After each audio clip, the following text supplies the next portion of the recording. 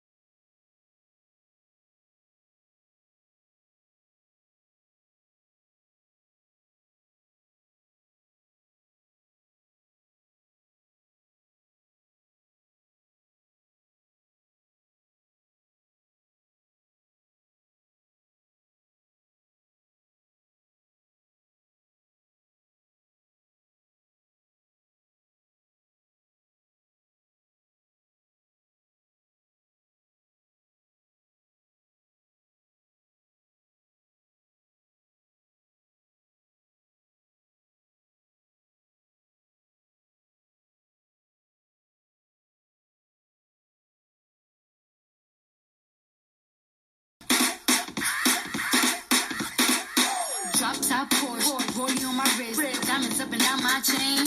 Cardi B straight stunning, can't tell me nothing. Bossed up and I changed the game. It's my big bronze boogie got all them girls shook. My big fat ass got all them boys cooked. We're from dollar bills, now we popping rubber bands. Bruno sang to me while I do my money dance like, flexing on the gram like, hit that Lil Jon, okay. Oh yeah, we dripping and finesse and getting paid. Ooh, don't we look good together? There's a reason why they watch all night long. Yeah, no, we'll turn heads forever. So tonight I'm gonna show you off. When I walk with you, I watch the whole room change. Baby, that's what you do. No, my baby don't play. Blame it on my confidence, or blame it on your measurements. Shut the shoot down on sight. That's right. We out here tripping with finesse. It don't make no sense. Out here tripping with finesse. You know it, you know. We out here tripping with finesse. It don't make no sense. Out here tripping with finesse. You know it, you know it. Now slow it down for me, baby. 'Cause I love the way it feels when we grind. Yeah. Our connection's so magnetic on the floor. Nothing can stop us tonight. When I'm walking with you, I watch the whole world change. Baby, that's what you do. No, my baby don't play. Blame it on my confidence, or blame it on your measurements. Shut the shoot down on sight. That's right. We out here tripping with finesse. It don't make no sense. Out here tripping with finesse. You know it, you know. Out here tripping with finesse. It don't make no sense. Out here tripping with finesse. You know it, you know it. Fellas, grab your ladies if your lady fine. Tell her she the one for life. Ladies, grab your fellas and let's do this right. Do this right. Like me and mine. Yeah, we got it going on. Don't it feel so good to be us? Yeah, we got it going on. Yeah. Girl, we got it going on. Got it going on. Don't it feel so good to be us? Yeah, we got it going on. Out here tripping with finesse. It don't make no sense. Out here tripping with finesse. You know. Tripping with finesse with my baby. Oh, tripping with finesse. You know it. Girl, you know we got it going on.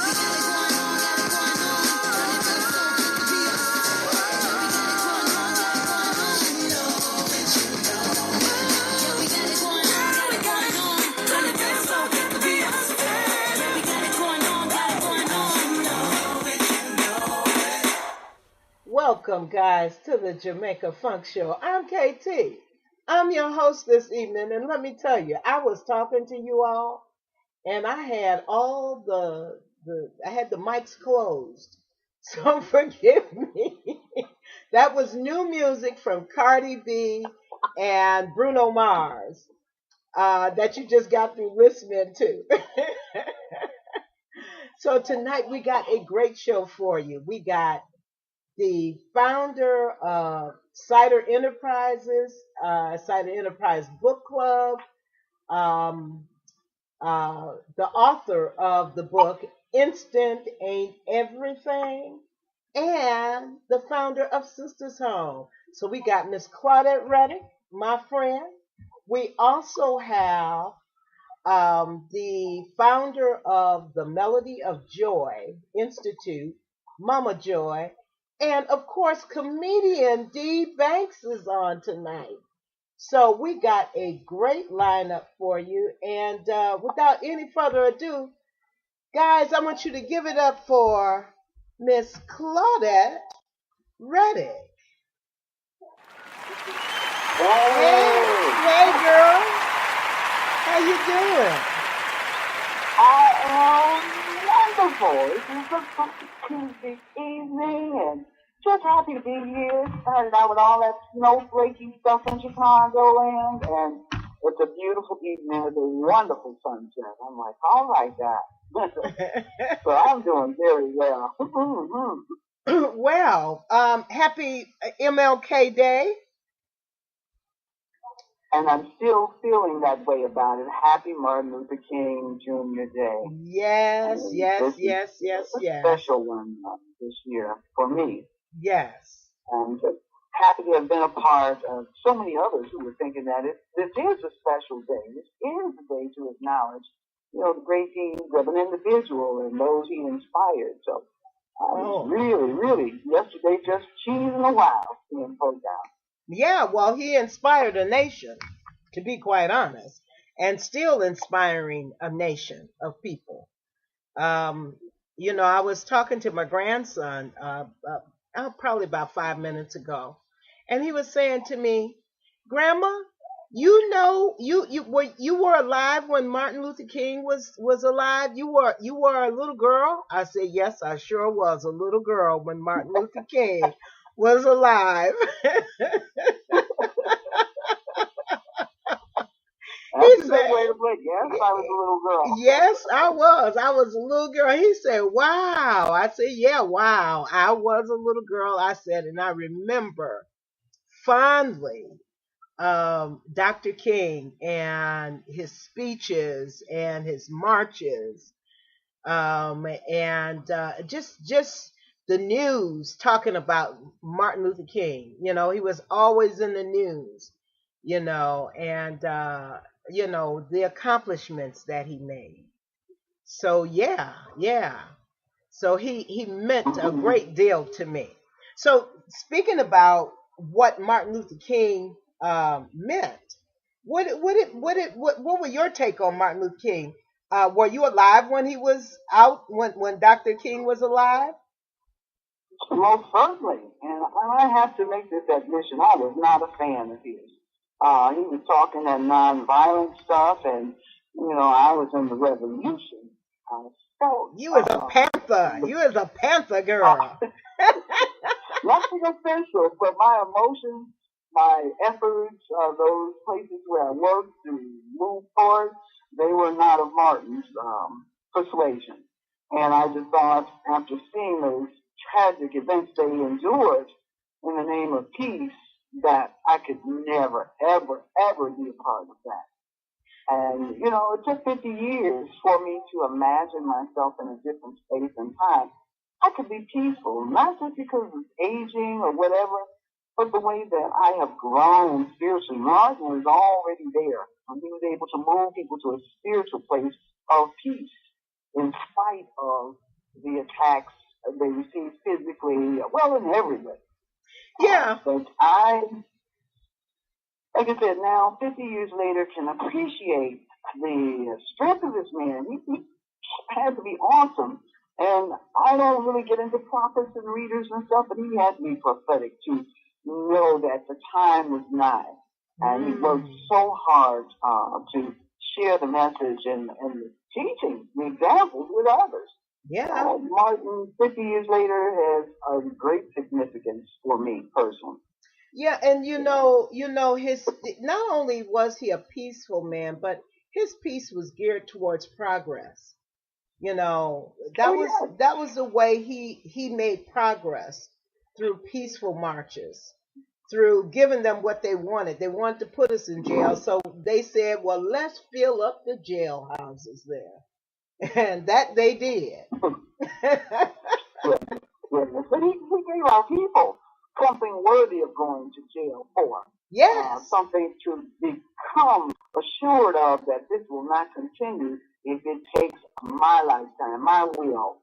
And what it takes when you go to jail, you gotta have money to get out. They were willing to risk all those things, and they did it in numbers. That's why, like, today's folks who say they with Martin Luther, what can you join or become a part of? Because we know it takes the numbers and the collaboration to make anything go forward. What can you support?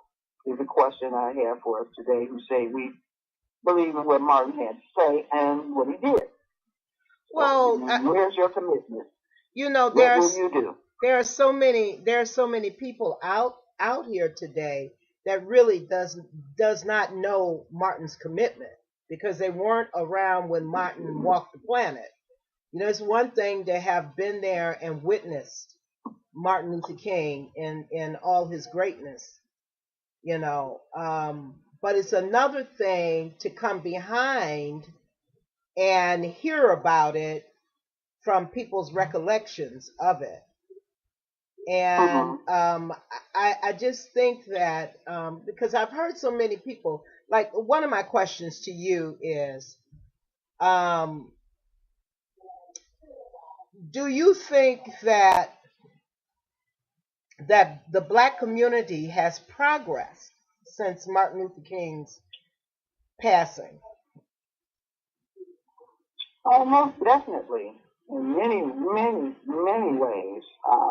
And most of them surround, I know people say our families are dysfunctional, but some of the liberties and advantages our families now experience, we didn't have before that time. You know, having grown up in segregated Chicago, I can remember just a few, not even a mile away from my house, I couldn't live, I couldn't be. And Martin brought the march to my neighborhood where the whites were just, with the dogs, the family, grandma, everybody was there in hate. And we've come a long way in 50 years. I mean, the hate probably still there, or maybe we'll say racism is handled in more subtle ways in many instances. I think than what it used to be. They have to legally do something. So I think we've moved ahead in terms of education numbers, how many graduates we've had since the passing of these bills, and it allowed us to work in places no blacks had worked before then. And the civil rights movement at its height, you know, provided some protections for us. So we've gone a long way, I think, in progress, and yet there are still things that we need to address urgently to continue that. And like what? What would you say that we would need to adjust or address? Excuse me, not adjust, but address. That experience of from healthcare for more and more people. We got to get busy with our legislators. They can't turn back the time. You know, they want to with the legislation that our president is promoting. But we, the people, still have some strength. Now, strength comes in our numbers and our commitment to stay focused on a particular era or issue. And there are enough of us, I think we can address the most urgent, that health care, the job, the wage thing. We see stores and all of this clothing in front of us. Well, they're just disappearing from a brick and mortar. But they're going to be making even more money in a different setting. Our people are part of that process. And I just think that with the technology and stuff, we certainly can get engaged a lot sooner in finding out that information and deploying our leverage to that effect. Well, I believe that there are a lot of us, there are a lot of different people that are involved and engaged in the e-commerce in terms of the going away of brick and mortar and the coming of the internet age of doing business. I think we have a lot of black businesses that are owned that are internet based. Also, well, you know, especially in the music industry. Entrepreneur. Yeah, well, we are all serial entrepreneurs. Yes. But we've really grown in numbers. Yes, and there are a lot of us that is doing business or are doing business on the internet.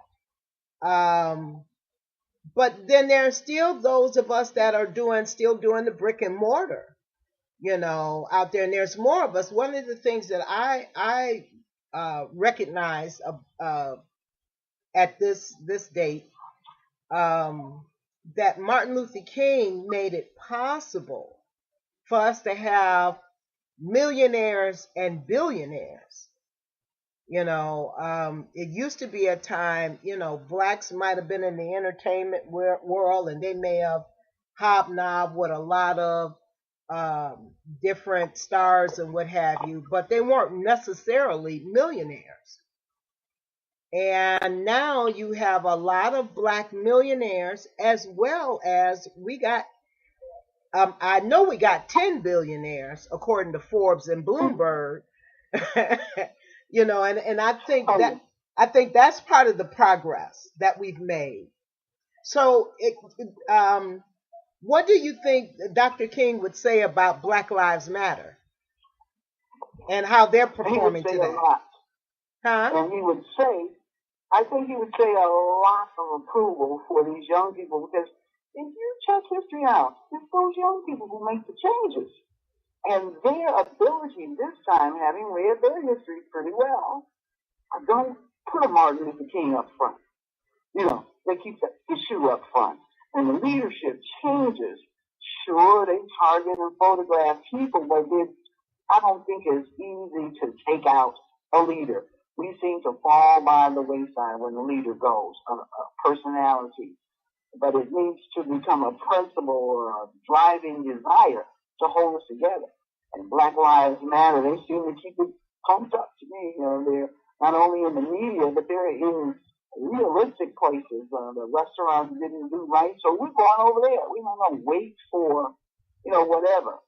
So I think there's a place for them now that was pretty much created by the Martins of our time, And the young lady, I can't think of her name right now, but she was the founder of Black Lives Matter, and she passed away at age 27. Yeah, she passed away. Her father, the reason she got involved and decided to start the movement of Black Lives Matter, because her father, I believe, was the guy that they choked to death. The guy was selling cigarettes in New York. And, Was he the guy who couldn't breathe? Yes, that's the guy. And forgive me, guys, but I'm past the age of 60, so so the memory work when it wants to. I just had to say that because I have a tendency to forget people's names, so please forgive me. I'm kind of like Steve Harvey. We forget that kind of stuff. But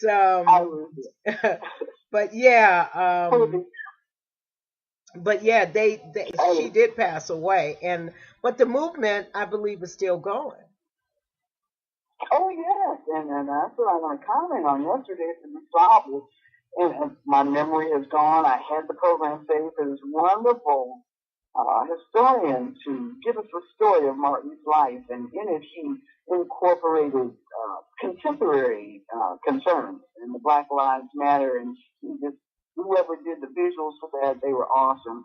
And he would segue into the voice of Martin at certain ages, 16, 20, when he gave these important speeches, but he was always giving us history of how Martin got to that stage, and he gave the scenario of what was happening. I think the guy's name is Gentry something, but he was phenomenal. And so I'm going to, they haven't put the program on the internet yet, because I was searching for his correct name. He was great. Wow. But I was pleased yesterday how we filled that place. You had to say, excuse me, to get by. And there were so many fathers and their children, a lot of people of different color that came out too. I'm like, look at this guy. So yeah, it was a great day.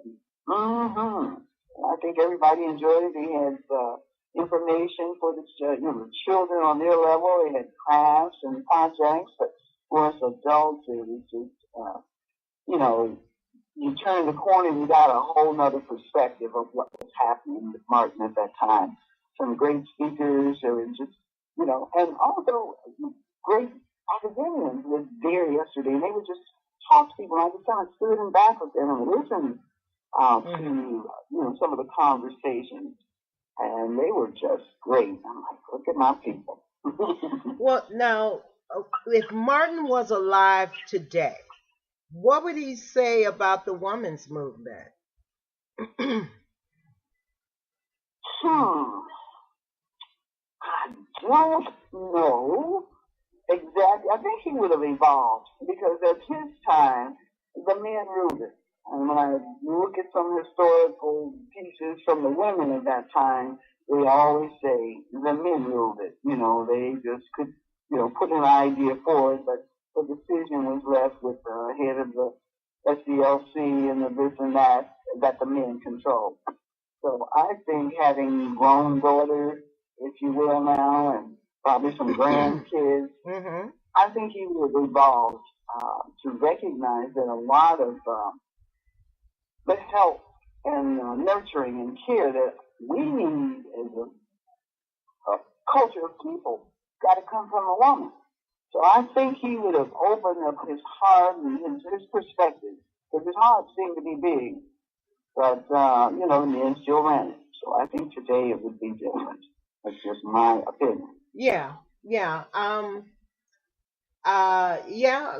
Well, I look at it from the perspective that, to a degree, yeah, I agree with you because in that day, men were more dominant in terms of being the head of the household. As a matter of fact, the term you used the term earlier, dysfunctional family. That's a term that they use for white folks. That had nothing to do with black people. That's what they say about us. Yeah, yeah. I mean, but that was a term when you used to hear it on TV. They said that for white families. They didn't particularly use that on us. Our families weren't dysfunctional. Our families were forced into dysfunction. And I say that because they wouldn't give our men jobs, and the wives wound up going on welfare. And when the wives got on welfare, for some families, as a matter of fact, a lot of black families, when the wives got on welfare, then the welfare people came out and told them that if the husband didn't leave the house, then they couldn't get the assistance that they needed to take care of, to feed their children, and to make sure that they had a roof over their heads. So, black families. Repeated patterns from slavery. Right. Separate the man. Don't give them any ability to be a family, to stay together, and everything. Well, don't give him any ability to be able to take care of his family, because that's what they took. They took his right to support his family away from him. Well, his kids and that woman could eat because he couldn't have a husband and wife at that time. But they could eat if he moved along peacefully. He didn't try to claim her as his woman. He didn't try to oversee his right to that woman's body and her life. Well, so for me, this is the modern day, and she can have some help, and the help in terms of public aid and assistance, all of that. They put it all together. You're still living below the poverty level. Let's take it clear. Well, okay, speaking about public aid, I seen something on the internet that Donald Trump and his cohorts are looking at making people on public aid get a job. Right. But wait a minute. There's more to it. They need a job. But wait a minute. Here's the thing. You got this thing called corporate welfare. Nobody seems to realize that all the tax cuts that they gave to the corporations is in the form of corporate welfare. Basically, those are some of the incentives that the government is giving corporations in order for them to give you a job, which a lot of them ain't necessarily giving you, the black person, a job. But the thing is they're talking about taking the welfare away from welfare recipients unless they have a job. And my take on it is a lot of them on welfare is on welfare because they can't find a job. that pays a living wage. You can work That's what I'm saying. That pays a living wage that they can support their children and pay their bills. Mm-hmm. You know, so. But they tried this experiment too before. Oh yeah, in Detroit.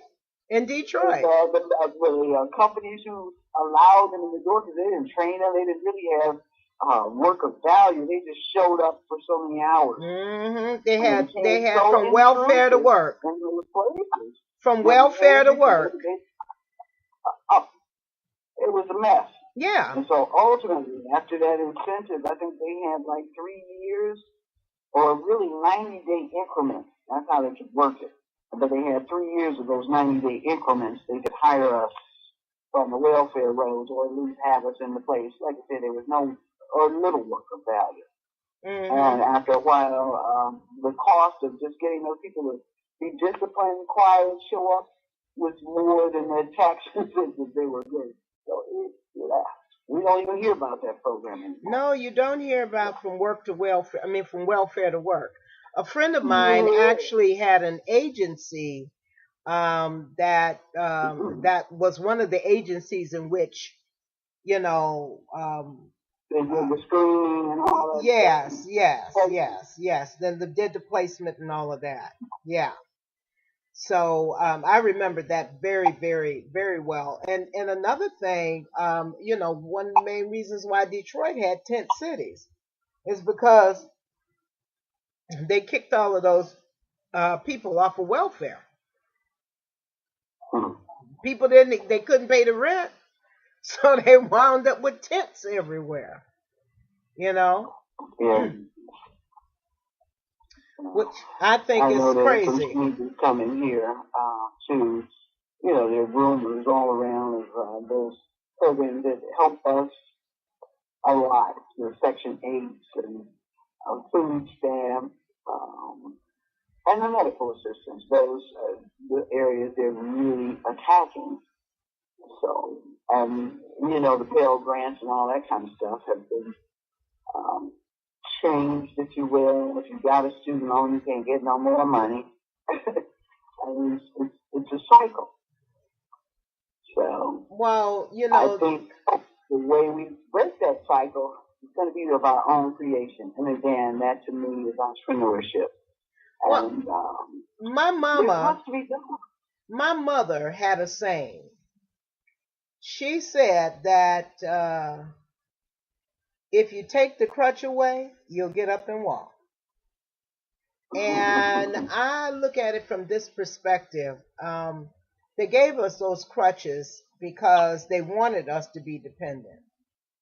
You know? Yes. And now that we're dependent, it's kind of like the drug dealer. I didn't want to bring that into this. No, we're gonna have to. The drug dealer. Addiction is a real example of that. Yes. You know? Yes. Yeah. Because the drug dealer give you all the free drugs you want until you're hooked on it, and now you gotta have it. Then guess what? You're gonna buy it. It ain't free no more. And now you're a slave to the drug dealer. You're a doctor. Yeah. Yes. You're a caregiver. Yeah. You know how legal is it? Yeah. But they're doing 100%. And so it's just a difference for us. And that's why I say our focus on Afrocentric stuff. And Martin was good. People get in your groups. Get with your people. See what you can do. We need to reinstate that kind of feeling about it. It's going to be us to make the change. Well, I need to start meeting somebody. I need to get to know my neighbor. You know, I need to go to the meeting that affects the school down the street kind of thing. Because that's how I'm going to meet the people who can work with me. You know, my legislators are not knocking on my door asking, Claudette, how can I help you? They're not. So, and even at election time. Well, okay. And you know something? In other communities, they do that. In other communities, they literally ask you, what can I do to help you? What is it that you need in your community? And the thing about the black community, what a lot of politicians do is they go to the church. They go to the church as if the church is the voice of the community, when the church isn't the voice. Numbers gather there. Well, but that's still not the voice of the community. You know, the one thing that they always say when they come into black communities, they always say that, well, we are dealing with the black leaders. It's almost as if we're in a tribe, and each tribe has a leader of the tribe. And they don't talk to the tribesmen, they only talk to the leaders of the tribe. The problem is who are the black leaders? Those we allow to speak in our behalf. And who is that? Who is that? That's my question. Who is that? What's their names? Where can they be found? Because if those are the people that we allow to speak on our behalf, then we need to meet with those people to tell them what we really want. Yeah, that's your probably Wednesday night Bible study class, KC. And this is not in offense to anyone, I'm sorry, but this those kind of, insights are shared in a more intimate group. You gotta have a focus. You gotta have a spokesperson. Something that you can take to the pastor, whoever is going to be listening to 1,000 voices with 1,000 points of view. You must collaborate and come together on whatever it is, even if it's a water cooler. We need a water cooler. And you need a group that says, okay, I'm with her. We're going to get this water cooler pastor. And he sees, okay, she's not by herself. We may get that down water cooler or send you all a water cooler fundraiser so you can have it. Yeah, but tell me something. Why they don't come into the white community and say, we're going to talk with your leaders? Well, they have town hall meetings. They have meetings. No, they have no. Come into the alderman's office. Wait a minute. Do we get to do? Wait a minute. I live in the white community, okay, and we don't have any leaders. We may talk to our congressmen and our senators and all of that stuff, but then the black community has the same thing: congressmen and senators and elected officials, right? So, but also in the black community, they have this thing called your black leaders who talk to your congressmen. In the white community, the people in the community talk to the congressmen and the elected officials and the senators and all of them. They talk directly to them. So why is it? Believe you me, you got their pastors. We got pastors so and so of this congregation in the background, not the forefront, as we have ours. And so it's a different approach that seems to gather greater results, if you will. I beg to differ. I beg to differ about that kind of thing. I'm not involved in the church, and I know a lot of people that are not involved in the church. That's more of a black thing. Black people, I mean, white folks do the church. Don't get me wrong. I know they do the church, but that's more of a black thing. Yes. The church was the anchor for us. We don't trust legislators or elected people that much to even, I don't even know when our elected officials, where the office is, first of all, and then when he's available, and how do I get in to see him? I bet everybody out there in your community knows, his office is down the way, he has office hours. We know the phone number. We know the phone number. And you can find the phone number on Google. All you got to do is Google whoever your elected officials are, especially your treasurer. Those are the people that I don't know. I just look at it from this perspective, and the only reason why I brought this up is because when you cannot go directly to the source, then something's bound to be dropped. Something is bound to not be heard or not be addressed. Why? Because you can't go directly to the source. And there's no laws or no rules that say that Black people can't go directly to their Congress people or their elected officials. Right. There's nothing. I mean, you know, when they were trying to pass the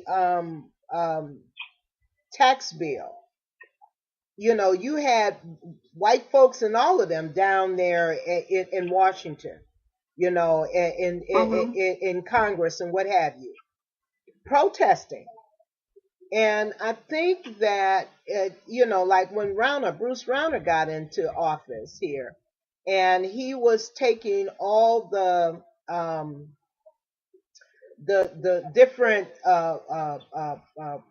programs that they had for the elderly.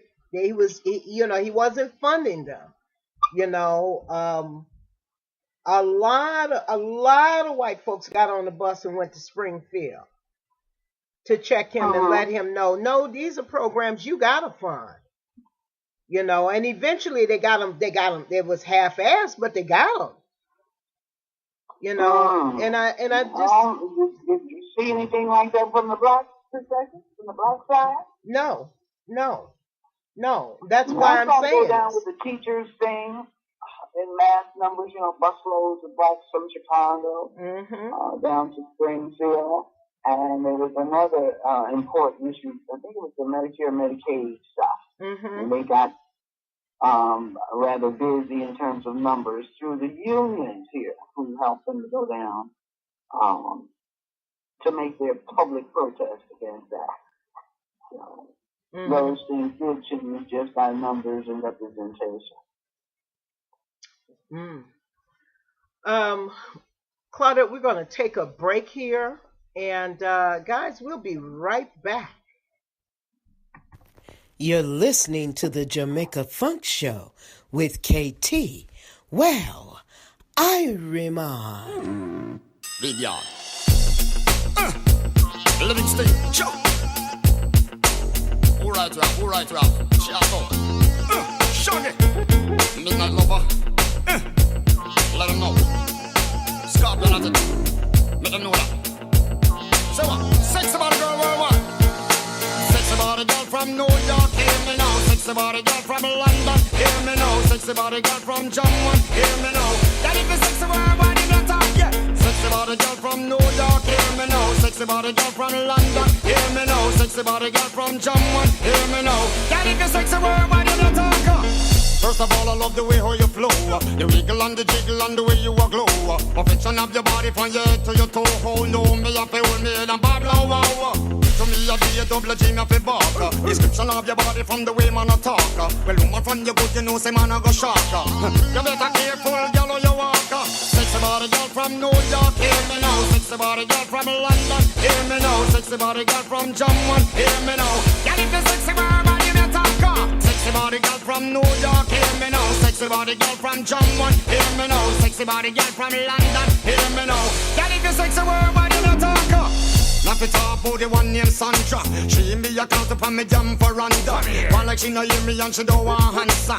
Not sure she say me a big romancer. That feel away girl so I stay. And when they come to woman Rasta know me no play. Me have to love them up for me say night and day. I make them keep coming back see them wake up. Sexy body girl from New York hear me now. Sexy body girl from Jamaica hear me now. Sexy body girl from around the world hear me now. Girl if you sexy body me talk.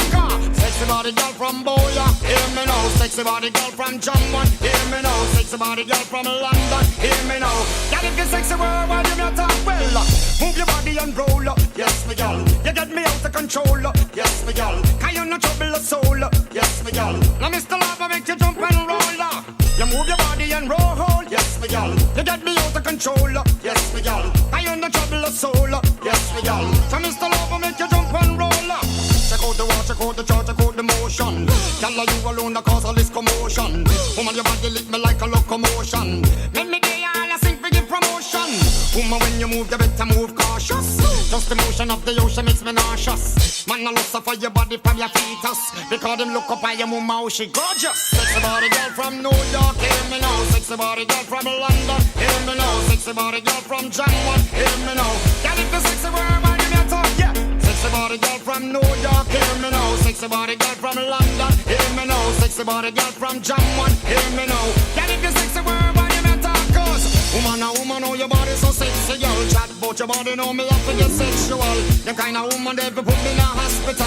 Make me body get weak and dysfunctional. Woman, oh, your body so sexy, girl. Chat about your body, know me have to get sexual. The kind of woman that put me in a hospital. Make me body get weak and dysfunctional. I gotta big up all the crow, yeah. All the ladies worldwide, yeah. Mr. Lover, let them know. I big up ladies in Jakarta. Big up ladies in Abu Dhabi, yeah. In Japan, in Germany, yeah. My Italian ladies, my West Indian ladies, my American ladies, all the ladies in Flatbush, New York, and all the ladies in LA. Love style. Big yard is wild. One more for them not mad. Midnight lover. All my African queens, why? My Jamaican ladies. Let them know. London girls, you live all the time. All right, guys, if you are just now tuning in, I'm talking with the author of Instant Ain't Everything, Miss Claudette Redic. So, Claudette. Yes, ma'am. Tell us about how to get a hold of your book. Tell us a little bit about the book so people know what it's about. Okay, well, let me just run back by this provocative and controversial title, if you will. Instant Ain't Everything. Profitable legacy building comes over time. And this is my personal story as a serial entrepreneur that I want to share with the world. I want people to get to know me, and this book really chronicles my life from early childhood and projects from the southwest side of Chicago and living during the time of Martin Luther King's reign here on this earth, and on to today, where I share my life story about authors as an entrepreneur, where I see myself going and helping other entrepreneurs know that don't worry, if you don't get it all right at this moment, instant really ain't everything. And I'm so happy we talked about Martin's story, because 50 years later, I'm thinking the impact that he has is even greater today than it was when he walked the earth. So be encouraged, and that's what I hope my story will convey to others. I want to build Sisters Home. It's a vision of mine, an opulent, abundant resort here in Chicago in tribute to African American women. I think the time is now. We've got the Obama Library, world-class golf course, and what better place than Chicago? We've always been a mecca for great minds and great women. So I'd like to have that, and that's what Instant Ain't Everything talks to people about. Get to know me. Come out, see how you can contribute to helping this place be a reality soon. I have like 3 special areas that the resort will focus on: hospitality, hope, and health. I think those are cornerstones that will engage people from around the world. It's a family-friendly setting, an opportunity for us as women to do what we do best: care for ourselves, care for others, to nurture and grow things. So, Instant Ain't Everything will give you a real opportunity to see where you fit in Sisters Home, because I know it's very, very possible that we will have this place soon. I think our president is promoting it. And Black women get busy. All right. So where can people building comes over time. Where can people find this book? I invite them to go to my Facebook page, Claudette Redic, Redic. I have www.ciderenterprisesbookclub.com, where you can go and not only purchase the book, But you can read about the authors who've been featured on the Cider Enterprises Book Club conference call for the past 4 years. So this is a book I think every home should have, and especially every entrepreneur. You have a book. Not happening now. Do you have a book club? You have a book club call coming up soon, don't you? Well, actually, I'm doing interviews now. I didn't continue the conference call line this year. Okay. And one of the reasons is that I need to go to visual stuff. So I'm working on a platform where I can capture these audiences and people can see who they are. The podcasts have been great, but we are very visual people, so I'm putting together a platform that will best showcase the great people who I will be featuring. They're all overcomers. Okay. So I look forward to seeing those faces and sharing them. Okay, well, I got one last question for you before we go. Yes, yeah. Are you going to be attending the Women's March this coming Saturday in Chicago? I do plan to show my face. I will. I didn't last year attend because of other circumstances, but I've carved out this time. I'm not certain of all the causes they're going for, but I know as women, just our numbers are going to be impactful. So yes, I do plan on, contributing my physical support to that. Okay.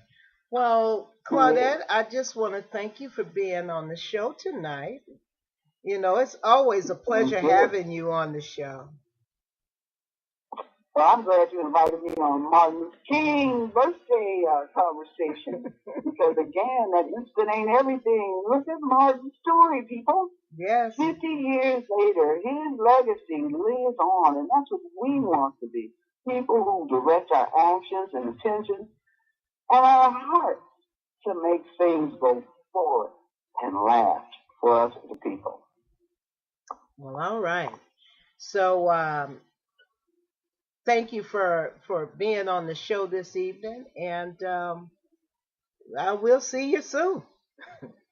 All righty. Well, thank you so much for having me. Oh, I appreciate welcome. it, KT. You are so You've got welcome. a great audience, and Jamaica Funk does rock with my world.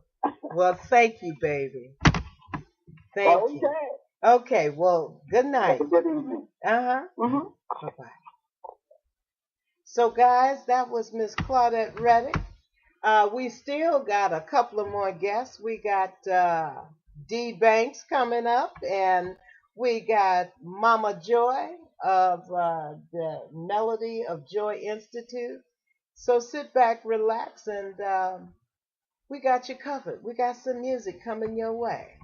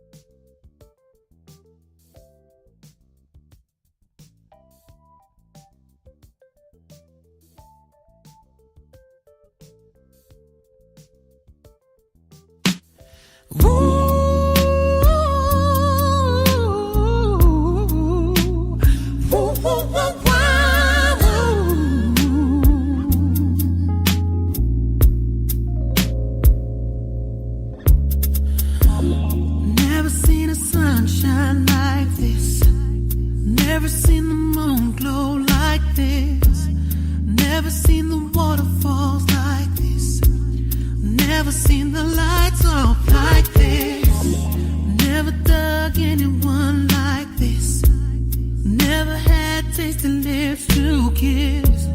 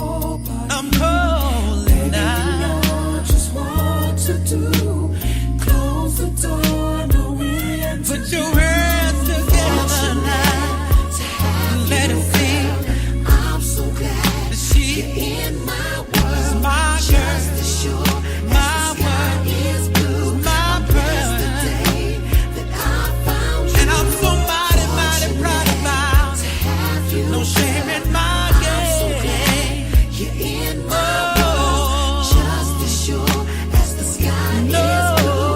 I'm blessed the day that I found you. I wanna show you all to have you. I wanna let them know you're in my world. Let the whole world know why. As the sky is loving my baby now. That I found you. Loving my baby now. To have you. Ain't nobody. You're in I said ain't no lady better than my baby. I'm blessed the day that I found you. See, I'm so mighty, mighty, mighty proud about it. I'm so glad you're in my it's making me dance. As the sky is making me dance. The day that I found you. Making me fortunate to have you, girl. I'm so glad you're in my making me just as sure as the sky is blue. I'm blessed the day that I found you. Making me fortunate to have you, girl. I'm so glad you're in my world. Just as sure as the sky is blue. I'm blessed the day that I found you.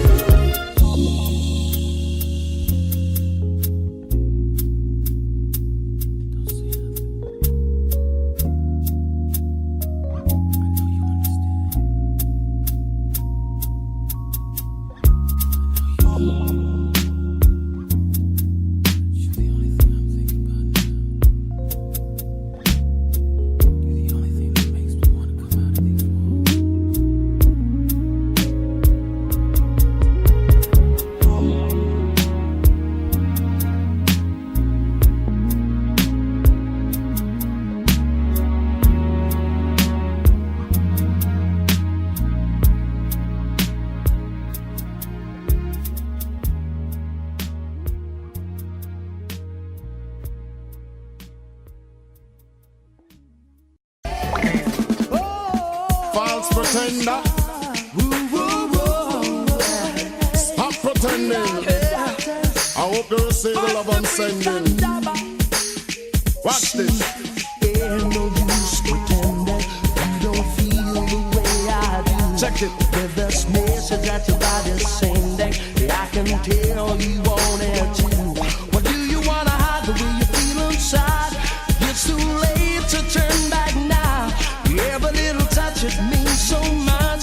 So girl, just let me show you why. Your body can't lie to me, 'cause I know just what you're needing. Understand. Your body can't lie to me, 'cause you're in need of some sexual healing. Me have the remedy for the heart, me have the remedy for the brain, me have the agony for the body to make your toto like a train. Remedy for the heart, me have the remedy for the, me have the agony for the body to make your toto like a train. Extreme love that you cannot complain. I'm the only man, you don't stop call me name.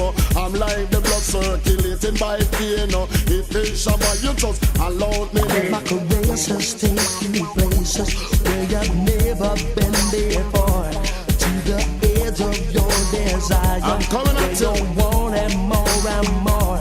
What do you wanna fight? Turn out the light. Come, let's make tonight the night. More than There's no I resisting. Love is insistent. Come, let's make it right tonight. So, me have the remedy for your heart, me have the remedy for your brain, me have the agony for your body to make your toto like a train. Remedy for your heart, me have the remedy for your brain, have the agony for your body to make your toto like a.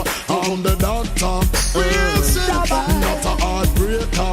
Cha-la-la-la, I'm a love maker. For loving, I'm not a shaper. Tell them, because she a the woman and me a the man and she's like a patient in the doctor's hand. It's like a computer so she program. Oh, tell the world she want a loving man. Nobody can lie to me, 'cause I know just what you're needing. Nobody can lie to me, 'cause you're in need of some sexual healing. Hey. And I know what is the meaning. Do you wanna hide the way you feel inside? It's too late to turn back now. Every little touch it means so much. So girl, just let me show you how. Yo, check this. You can't hide from the feelings. Kick at this. You can't chase it down. Me have the remedy for you. Me have the remedy for you. Me have the agony for you. I have the privilege of introducing my next guest. She is the founder of the Melody of Joy Institute and a global ambassador. I want you all to give it up for Miss Joy Siga Ramza, better known as Mama Joy. Hey, Joy. Thank you. Hi. Good afternoon, good evening, wherever. And, Mama Joy is found. That is good. That. Yeah, I love that. KT, thank you so much for having me on. This is quite a privilege and honor to be with you tonight on such a wonderful day, Martin Luther King's birthday. Yes. I was in California, and I really love the way they do it. Of course, they do not have to deal with the climate that as we do here. And there's a huge parade in LA, and it's all during the day people saying Happy King Day, Happy King Day, and it is so festive and it is so wonderful because you have all of these various organizations and religious orders and groups. You have the Indians out there, the FREELANCE, you have of course the Mexicans, and you have the hydro cars, pumping all up, and you have the bike riders, and you have the families, and it's like all day parading and celebrating them, and it's just a marvelous thing. So yeah. So I reflect on that and the joy that I had when I had there. So hey, thank you so much for giving me this opportunity to share. Well, baby, it's a pleasure to have you here. So I got some questions for you. Okay, lay it on me. All right. So tell me, and I think you started sharing it, but why is Martin Luther King Day so special for you? Well, let me see if I can just put it in a nutshell. I was alive when he was on the planet, and I also participated. Number one, let me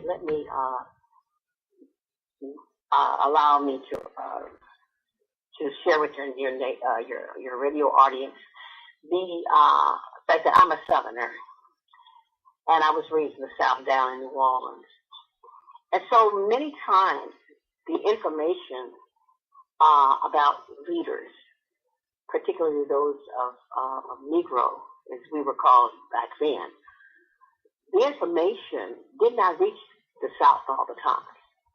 So when I came into the understanding of the movement, the nonviolent movement, I realized that that was something that I wanted to be a part of. And so they would have the workshops, and they would teach you how to be able to, withstand the blow and not fight back. But you know what, KT? I admire those people who are able to do that.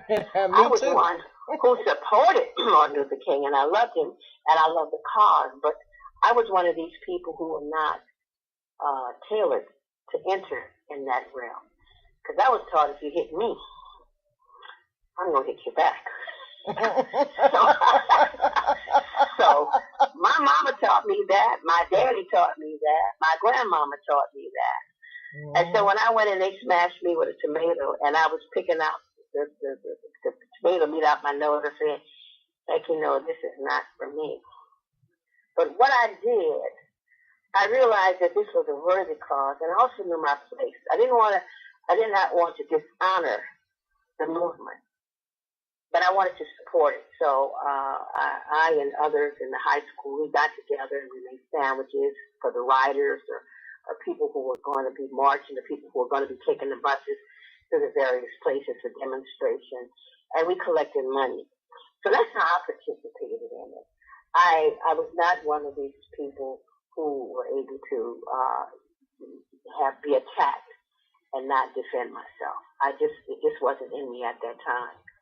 I was so very moved by the whole situation because number one, I really didn't understand the amount of prejudices. But the man, when he spoke, KT, it just swelled me up. It was like listening to God. You know? So when his assassination came about, I really did not know as much about him as others in the North who were privy to the TV news media. Yeah, and we could see it on TV and what have you. Yeah. Because in the South, a lot of things were censored, and I think that's something to understand that the North and the South Negroes are quite different. And you here in North are much more savvy with your political understandings. Mm-hmm. That was not the case with us. We were the people that the preachers had to come to. Preachers were our leaders, and we went to the church to go get our leaders. Mm-hmm. Whereas you actually here in the North were aware of the power of the vote and numbers, and you would appeal to your aldermen, etc. Mm-hmm. So when Martin Luther King passed, that's when I really became aware of what all he was doing. In fact, I realized that my great uncle worked with Martin Luther King and Philip Randolph in New Orleans, and because Philip Randolph, he's the one who set it up. Yeah, Philip Randolph. Set it up for him. Yes. Yeah. Yes. So it's important to me for many of us to understand that Martin Luther King, he was the front man. He was positioned there as the speaker, but he had many people in many different areas being supportive of him. And that's what leaders need. When you honor what they do and you support them. And that's what I'm praying for your show too, because I'm looking at you as a product of Martin Luther King, and you're getting the word out, girl. Yeah. Yeah. Yeah. So this is what it is. Mm-hmm. So, okay. So, do you think that the Black community has progressed since King's death, and if so, how? What I think has happened, and of course, my opinion is one of my own. As a community, I don't believe that I believe that there is a shift going on, and traditions are breaking down. I look at things evolutionarily, as evolution, and there is a breakdown that's occurring, but I also see it's making room for us to be able to come back together with more truth. Individually, there's a lot of progress, people individually, but as a community, we have some definite work to do. And having opportunities to share Martin Luther King's words and his challenges and the awesome manner that he had in responding to things. We have come to be a very reactionary people, and it's important that we learn how to respond. And our communities are lacking with the kind of leadership. But I believe that's shifting, KT. I believe it's shifting to another realm. I believe that the community leaders are going to be those leaders. Well, that brings me to this question. Why when every other community doesn't necessarily have leaders, why does the Black community has to always have a leader? Why can't we just go direct? There is evidence that there's going to be that a group without a leader. I mean, seriously, you someone has to be the spokesman. Someone has to sit down and with others and make a plan.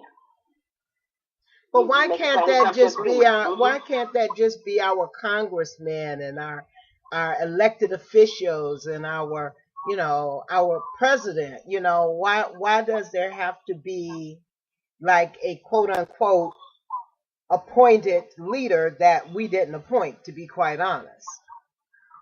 Well, we need our needs met. Our concerns have to be met. And in order for the people on top, Trump or the president is not coming on the street where you live. And often the alderman will not come on the street where you live unless you really get on them and you go to the office.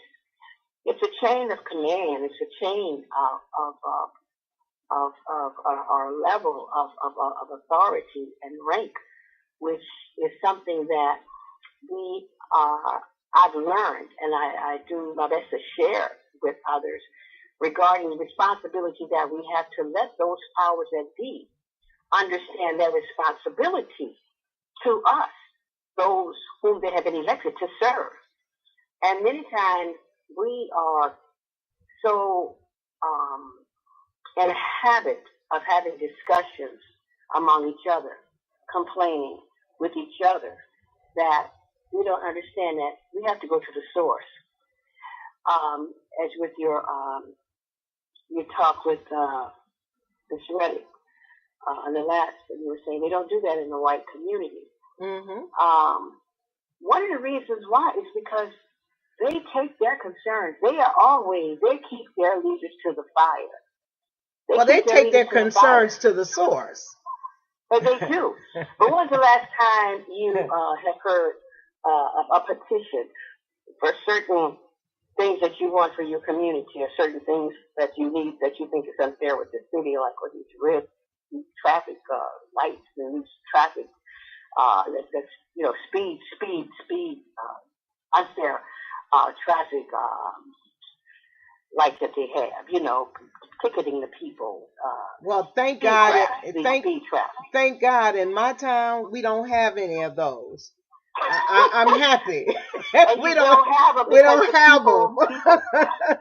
The people stand up to it. Yeah. And that's something that we, as a whole, have to learn, that other communities have what they have because they make their needs and their wants known, and they hold their elected officials accountable to deliver. Yes. And that is something that we as a people have to wake up. In my community, I mean, it's like someone called me today and said, "We don't see you here at the meeting." There was a meeting today at 7. I said, "Well, I'm gonna be on the radio tonight. I can't be there, Well, I said, whatever information you get, bring it to me, and we'll work with that. So, it's important. We have community meetings. How many people actually support them or go there? But this is what's happening. Leaders are grown. Cultures are grown, and we build it. And that's something that has to be consciously done. And that's a task that we've been called to do if we're going to take our place in this new shift that the world is taking right now.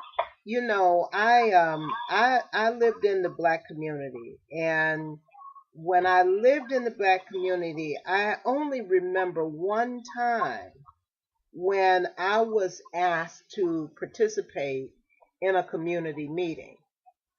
I think one of the main reasons why we as Black people think we don't come together is because half of us don't even know what the heck is going on. We don't know that there is a meeting down at the blah blah hall, on 59th Street. You know what I'm saying? Right. There is an absence of communication when it comes to making the community aware of what is going on in the community. And I think that's one of the things that needs to change, because, there's power in numbers. And when you all have this little small community group meeting, it does not recognize the voices of the whole. It only recognizes the voices of a few, or the opinions or the thoughts of a few. It doesn't recognize the thoughts of a whole. And I think that there has to be something that the community put in place so that everybody in the community can know what's going on. So that now if they choose to show up for that meeting, they can go, and if they don't choose, it won't be because they didn't know. That won't be the thing that they can fall back on. Well, it's a responsibility for the organization or those who are attending, devise a way to get communication to the boundaries, people living within the boundaries of that jurisdiction that they're responsible for. Mm-hmm. I agree because it's very difficult to move, for anyone to move without information, and you have to be proactive in that. I was looking through the Birmingham jail, and I was looking at a part that Martin Luther King was speaking about the forces that he had to deal with. And so these things that you're speaking about are really nothing new. He said, we've had two forces.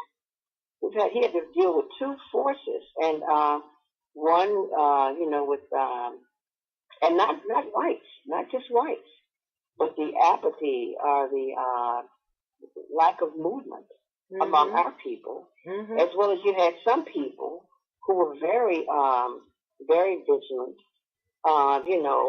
and so he had all sorts of things to deal with. So he said, what is clear is that we have to have some goals, and we have to, not we, but let me say, if there's a leader that we have, they have to have us in mind and what our needs are. And if we here on the street have not devised a way to get that information to the people, to the leaders, then the leaders cannot serve us. They're going to go on their own personal wealth. Absolutely. They're going to go on their own. Absolutely. And so the creators of the meetings of the community, the creators who create the community group meetings, something as simple as a flyer stuck on everybody's door in that community is one way to get people to know that there is a meeting going on. Or putting it on the radio or putting it on the TV. One thing about it is a survey to survey the people. What are you interested in? Yes. What do you want to what do you want to see in your community? Yeah, absolutely. What do you want to have? You have to have a strategy. And that's one thing Martin Luther King spoke about, and even with his nonviolence. And that is that you have to have a collection. Number one, you get data. So you find out, you survey the people to find out what it is that they need. Mm-hmm. Then once you do that, then you go to the powers to be and you negotiate. See, even though nonviolence was the nonviolence movement was put in place because of the injustices that our people were experiencing through the whites. We see that there's a lot of violence in our community, and I see where the Nonviolence Act can work right now with us. Yeah. So let's negotiate with those concerns that we have. Negotiate with your alderman, negotiate with the police department. We have these concerns. We have folks hanging out, or negotiate with the city, getting our trees trimmed, negotiate getting our streets done. These things just don't happen. Negotiate with your park district. Hey, we have swings broken out here. It's active participation, and you specify what it is that you want. You collect the data, you negotiate, and then he says self-purification. There's 4 movements to the nonviolence. The first one is collection of data. You get that through survey. Mm-hmm. What's the problem? Negotiation.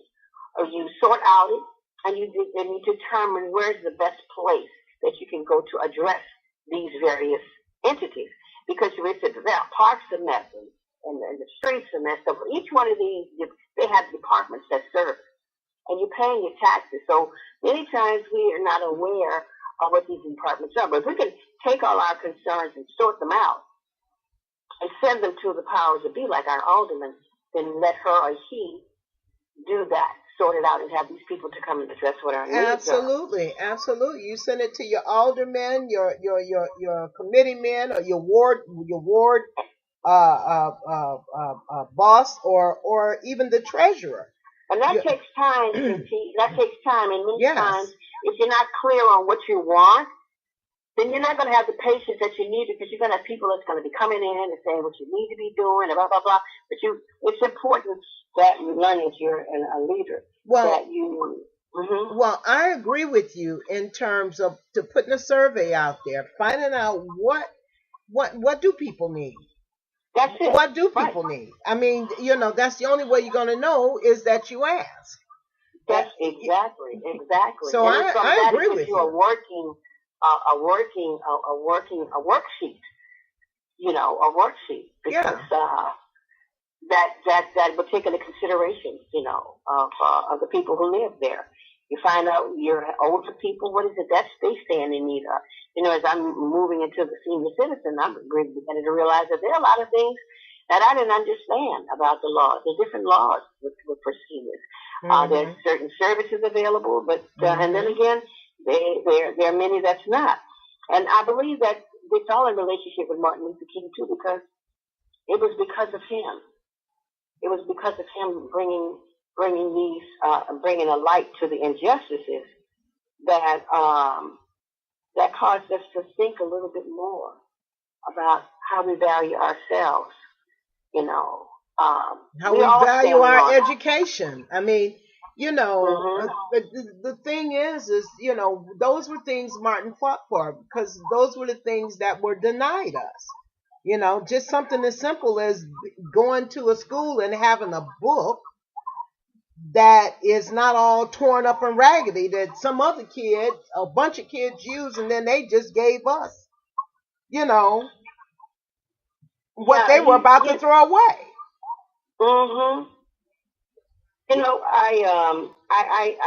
I hear you, and the way I'm working, and I like to always share on the end of the solution rather than focusing on the problem. The solution of it. What is the vision and what it is that we want? What is it that we want for our kids? For instance, like the schools. Our schools are closing down. What can we do with these buildings? What are we going to do with all these empty buildings that's all around? I agree. And so how can these empty buildings serve the community in terms of what we need? How can they serve the and I think that's one of the angles that these parents need to take, because I mean, let's just face it, in the Black community, when kids get out of school, the majority of them don't have nothing to do. Some of them go home to empty houses where their parents are at work, or their parents is out, or they got, their parents are drug addicts or whatever. But there are a lot of kids that need a place to go to, a safe place to go to, where they can at least get a meal. Because let's face it, those kids that go to school, some of them, the only meal they get that day is what they got in school, if they got something in school. So I think, very true. Yeah, so I think those schools that are vacant in the Black community in Chicago, those schools can turn into community centers for those children. They can turn into community centers. And one of the things that I love, because I'm referencing this Birmingham jail situation with his letter, and it brings out so many points that we're talking about, because he talks about leadership, and he talks about how we're termed as outsiders. He said, but if anybody's in the boundaries of the United States and someone comes and helps you, they're not outsiders. And at this point, I feel that we need additional help from outsiders because we are burdened with so much until it's important for us to learn how to communicate with others, other working organizations, or other working communities, find out what they're doing, and see if we can't replicate what they have. You know? Yeah, and Joining together. I think movements like the women's movement that I was talking to Claudette about. I mean, that's another way of integrating and finding out, how do you do this? Where do you go for this? Where do you go for that? Because I think that if the people that are, the leaders of the black communities, if they teamed up with somebody like the women's movement, it would actually give them more power and more information on how to do it and have it be successful.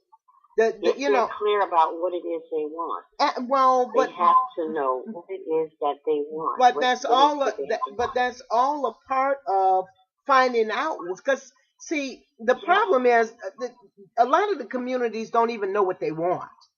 They have not a clue about what they want. And when you team up with groups like the women's group, Black Lives Matters, the different groups that are out there, when you team up with them, and if you just sit in the meeting and you listen, it gives you some insight to what your community may need that is lacking in your community, hearing about what they are looking and what they're going after to have available in their community. When you I'm going to go back to those 4 strategies that nonviolence. You say collect the data. So that means you have to have a survey. You have to find out what the injustices are. What are the needs of the people? Where's the hurt? And then you go to the powers again. The powers. You go to your neighbors, but you go to your neighbors and say, hey, what do you need? You can circulate even on your block or 2 blocks and say, hey, this is what we need to have done. And then you go to the alderman, you go to the city services or whomever, or the police department, and you let them know this is the collective of concerns that we have. And then you negotiate with them and you work out a plan there. And he said that if they don't work it out, then you go through a thing of self purification. I don't know if you know if that's a part of it. And self purification, to me, I thought, well, meditate, contemplate. But what it's about is about going and learn how to discipline yourself. Get some education on how you are supposed to respond to situations. Get out of being a reactionary and learn what responding is all about. There's power in knowing how to respond. Self-purification means you've got to have to drop some old habits and develop some new things. This is what he was teaching. That before you can demand any changes on the outer, you've got to make some changes within yourself. That's correct. And then you go to the power within yourself, and you go, and then you take action. You take action. It's part of the scripture that faith without works is dead. And so oftentimes we have these discussions, but so many of us don't take action. And that is something that Martin Luther King was an example. He was a man of action, and he spoke it. But there was a process. Leaders are built. Our children, as a grandma, when I look at the kids, most of these leaders, Stalin or Hitler or whoever, they would get their children by the time they're 10 years old. And they gather them, and they would teach them. Because they knew in 8 years, that's all you have to do is 8 years. You create your leaders. You form your leaders. You form your altars. You form your politicians. And this is why children are our legacy, our posterity. They are our future. They are our future, definitely our future. And we can mold them and fashion them to address, because they are already ready. Yes. They're already ready. Yes. It's already prepared them to do it. But we as adults have to give them directions Come on here. And take action to create that village, actions to create that center, that place where we can take our children. And we as adults, though, have to get out of their way. Because one of the things that we try to do as adults, this is something that I realize about us being adults. We want to control everything because we think we know the way.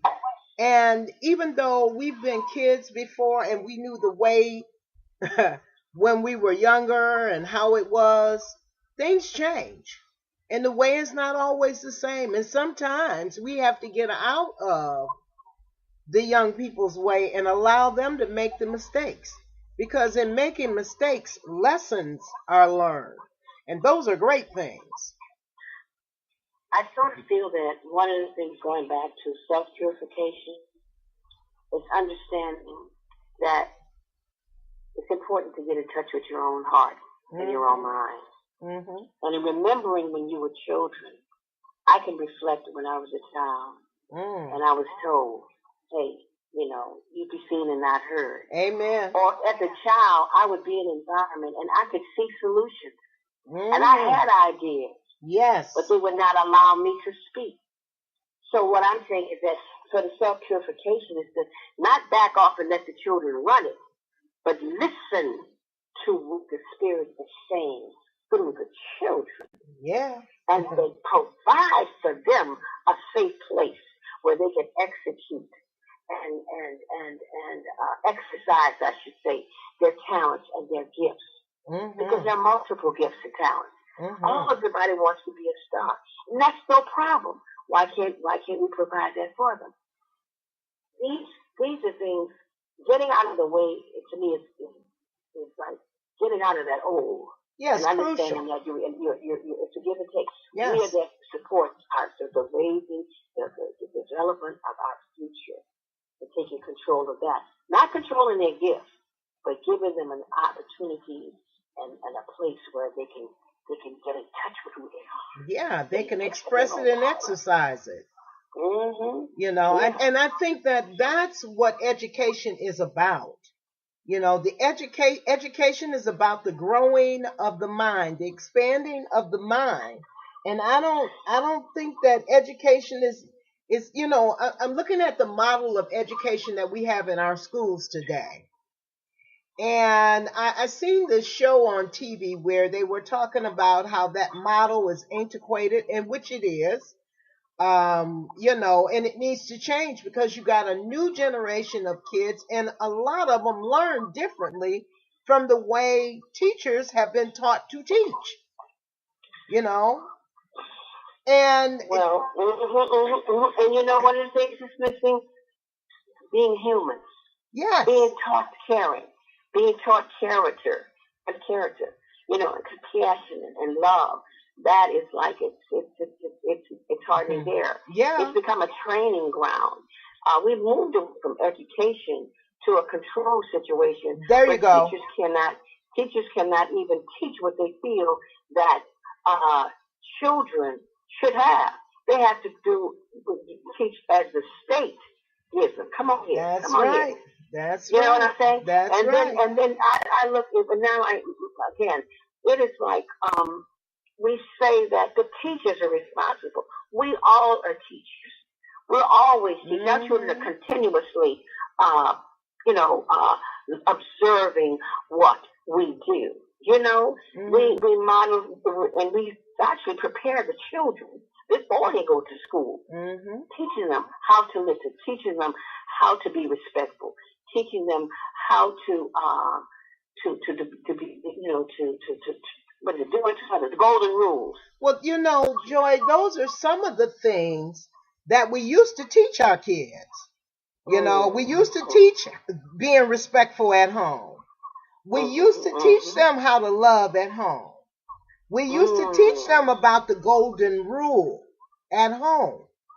We used to teach those things, but we don't teach those things now because of the fact that they want to change the way in which you educate your child or discipline your child, but they haven't given you a substitute, a viable substitute that that takes the place of how you were taught to govern your home and govern your children. Well, that's not something anybody's going to do. You see, that's something that we have to put in place and saying, hey, where's the error? What are we doing? That's where you get information. What is going on? Because our fruits are not coming out right. That's what a farmer does. They plant seeds. And it's when the harvest comes that you would make a determination of how your harvest is. And I look at our children as part of our harvest. And we look at it, they and the are. question is, what did we do or what did we not do to create this crop that's here? Hello. But at no time can we say that these children are on their own or these children are responsible. And we can't, and it is not a wise thing to leave it all up to the parents. Because if these children move to the community, as when I was coming up, and I was in a neighborhood, and someone would look at me and say, where do you come from? Because you don't live around here. Hello. You know, because adults were the authority. Yeah, and the community had more input to the raising or the rearing of a child. And not only that, but the thing is like you said, our children is our seed.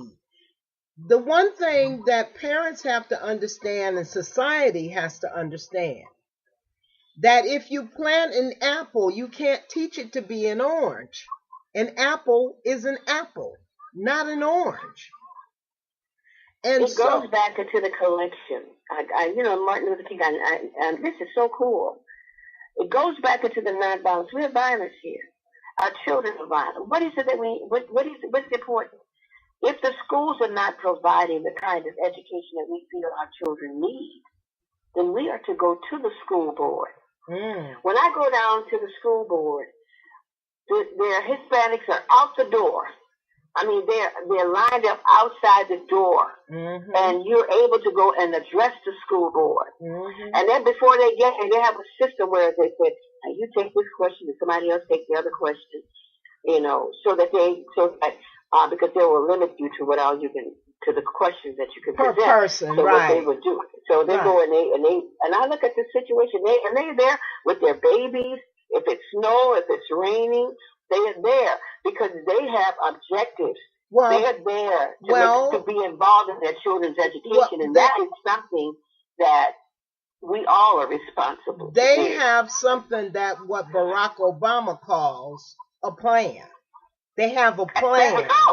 That's what it is. Yeah, they have a plan. The thing is our communities need to develop a plan of execution of whatever our desires are. Because that is what Martin Luther King gave us with the nonviolence. Collection. Collect the data, negotiate with the powers that be, self-purification. That means get discipline because you're going to be entering situations and people that you have not been before. Right. So you prepare yourself, learn how to respond. Take control of your anger. Don't go in and lashing out at somebody that's arguing. Keep your eyes on the goal. What is your intention? What is it that you desire to happen and to take place? And discipline yourself so that you can have that plan and stick to your plan. Joy, we're going to take a break. I know it's gotten good. Love it. So we're going to take a break. Make a fun go on now. Yeah, that's all right. We're going to take a break and we'll be right back, guys. All right, love it. Great. Loving it.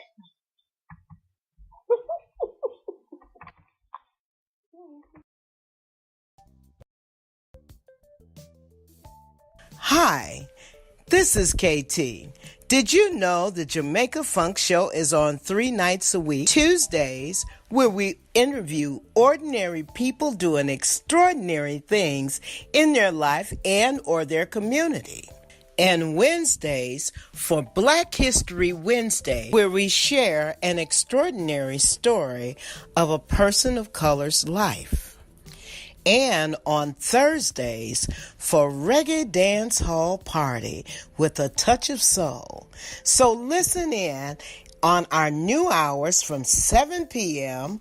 until 10 p.m. Central Standard Time on Spreaker.com and search Jamaica Funk Show. Or download the iHeartRadio app to your mobile device and search Jamaica Funk Show. Well, Raymond. I just love you. I want to be just like you when I grow up. When I get past and over this life I'm living right now, when I find a way to get from under all these failure notices from beyond, after I finish letting myself down and picking myself up and doing it again, I want to be just like you when I get older. And it might be a minute because I'm still trying to get over myself. When I let myself down, I beat myself up. When I do a good thing, I congratulate myself before I give thanks. And when I have a hard time understanding why things won't turn out the way I want them to, I blame everyone but me. I just love you. You never get angry when I snap at you when I'm wrong. You just look at me with compassion and give me my space. You always try to see what is good and right and wonderful and how I can always do better if I just try harder. You try to give me good books to read, music to listen to, places of solitude or venues where friends are. When I feel defeated and I try to give up, I swear, I just love you. How many times have I followed my own bad advice? How many times have I thrown caution to the wind and have it slap me in the face? How many times do I have to wake up and regret the day before?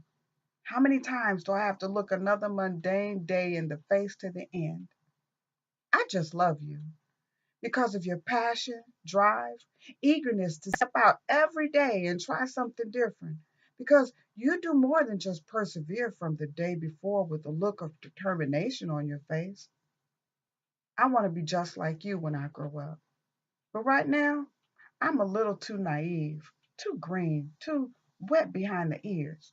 I don't get the subtle nuances and grown up conversations because I haven't lived yet. So I'm just going to have to put you on my nightstand and next to my mirror or my dresser. I'll watch you every day as I move and grow, and I'll try to keep pace day to day.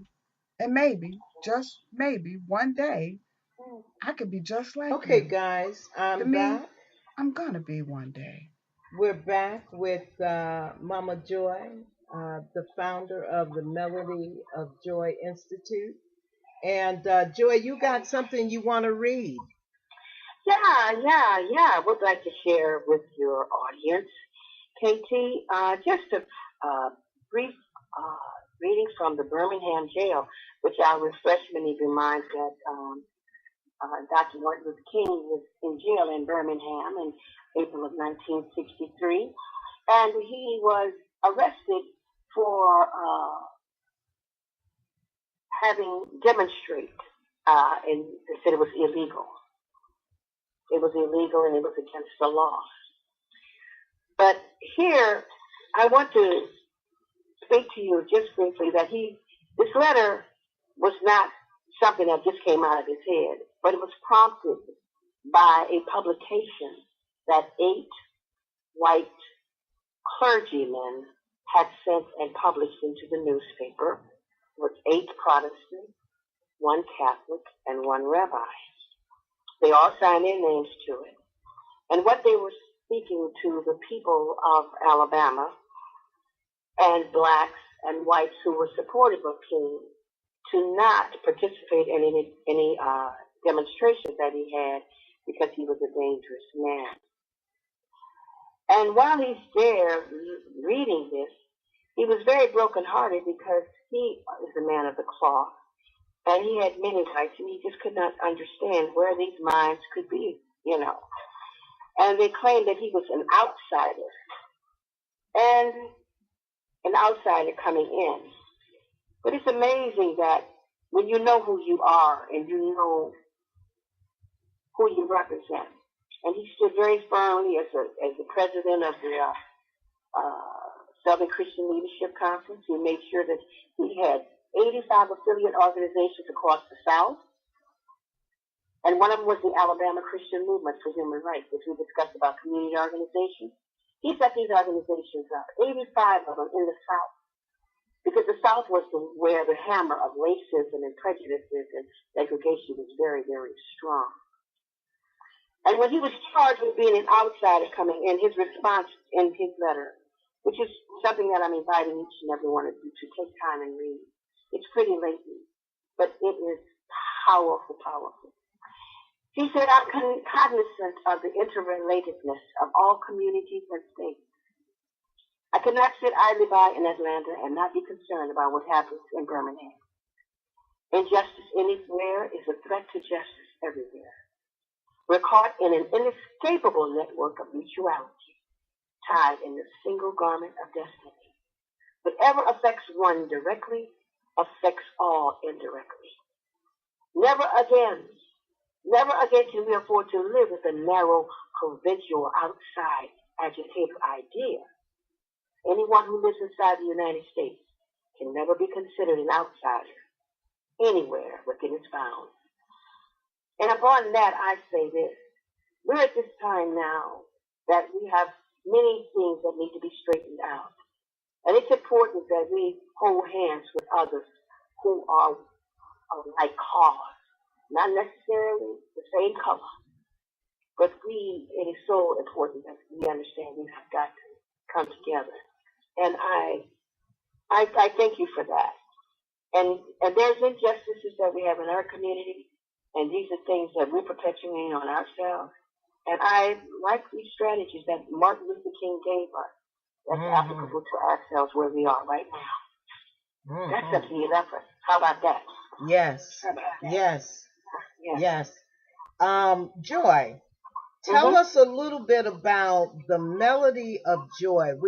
We got about 8 minutes or so. So give me a little bit about the melody of joy, and also talk about the global ambassadorship that was bestowed upon you. Well, I tell you, I am excited about my prophetic words on me and the power of the word. I've always, even when I was with the Dawson Park Laborship's council, community council, I kept a local, global perspective. And because I just see the world as one. I see it as a big community. I see it as one family. I've always had that idea in my mind. So many times, we look in our community and we don't understand that the world is watching us. The world is watching us. I had an opportunity to go to Korea. So let me get back to what the Melody of Joy Institute is. The Melody of Joy Institute is a ministry or service, a place by which we provide or explore the spiritual significance of our American journey. And now we are embarking on creating a sacred foundation. A sacred foundation by going into our history, finding those gold nuggets of those who lived before us, such as Martin Luther King, Sojourner Truth, Mary McLeod Bethune, the wisdom that they left for us, to be able to take them and share them with the people who come with us every third Sunday at 3 o'clock. The Melody of Joy, we've been operating now. This will be our 49th month, and it will be 49th month this Sunday. And we have had poets, we've had artists, we've had vocalists, we've had dancers. We are part of our objective is to educate, to entertain, to encourage, emancipate, and to evolve. And because of this service and this task that was given to me, KT, it has opened up doors for me. Last year, I was able to go to Korea twice. I was able to address a group in Seoul, Korea, also in Jeonju, Korea. I also spoke in Las Vegas. That's what happens when you get on board, to me, or what it is that God has for you to do. And Martin Luther King is very dear to me. And this Birmingham jail letter is so powerful. until this is what we will be focusing on this letter for the year. Hello. You say, well, how can you do that? That's going to be pretty boring. No, it's not. Because we offer education, and what we have set up for this year, 2018, we are going to have all the substitutes, JAMAICA, Bevel, Claudette Redic, who's a guest of yours today, Imam Aint, Basim Dula, and Rosa Hodge is coming from Washington, Asada Kirkland, Carla LaVue, and Katoria Doty, who is a very powerful community organizer and just a remarkable woman. So we are doing what we can to expose those who are of goodwill, those who have talent, and we are working with our young people. They are there, and we're just asking that that people come out and support. We're going to be working on an anniversary in March. We're going to have that be the third Sunday in March, and I will give them information where you can call and get the place where we're going to have it at. If you'd like to do that, you could do that now. Oh, okay. Well, we haven't gotten the site yet, but we know it's going to be in March on the third Sunday. Okay. But any information, they can call me at area code 312-869-4887.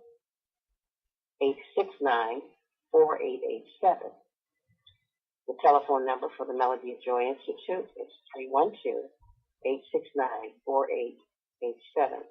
Also, you can email me at the Melody of Joy Institute at gmail.com.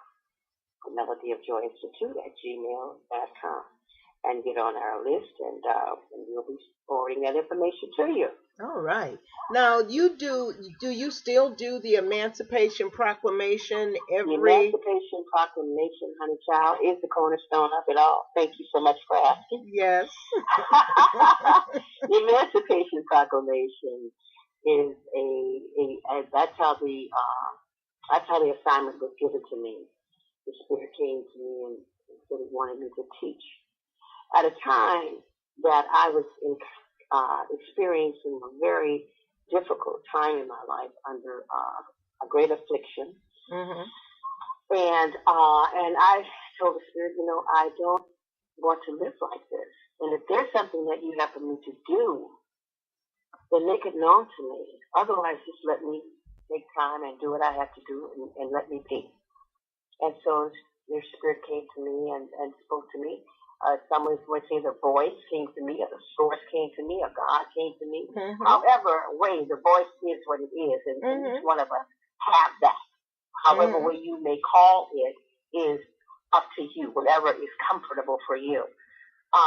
Somebody asked me, did I know the Emancipation Proclamation? I said, yes. And about 3 days later, it said, I want you to teach it. I said, teach it? I don't know this. And the Spirit is bigger with me. It says, look, on the third Sunday, at 3 o'clock, I want you to teach it. I said, you can't do this. I said, I asked you to do something for me to do, and you asked me to do something. This is dumb. But nevertheless, I had to go and read it because I didn't know it. And when I read it, I was totally taken back because I saw that in the very first sentence that the presence of God was acknowledged there.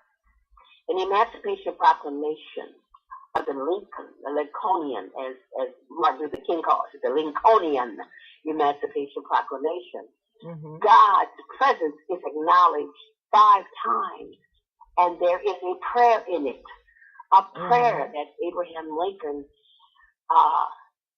prayed, and he acknowledged that he's doing this in the presence of God and of all humanity. So, Joy, that's powerful. Yes. Are you doing that anytime soon? Are you doing that on the third Sunday of every month? Oh now? Yeah, every third Sunday we have the principles.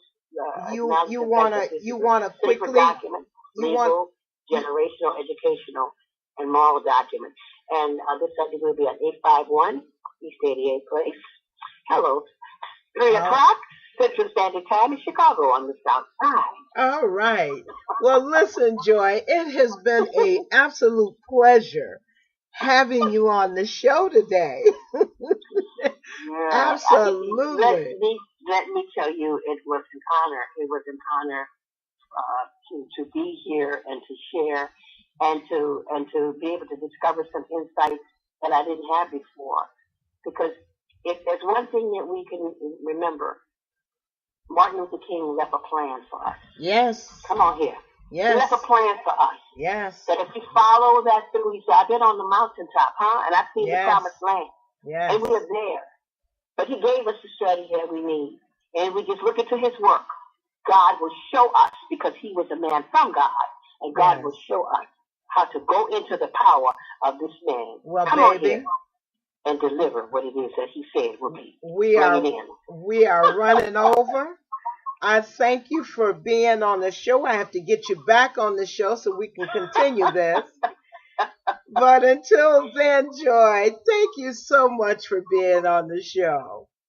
And you say, Aramon. Yeah, all right. Aramon. All right. Get the music going again. Yes, ma'am. Okay. Thank you. Okay. Bye-bye. Bye-bye.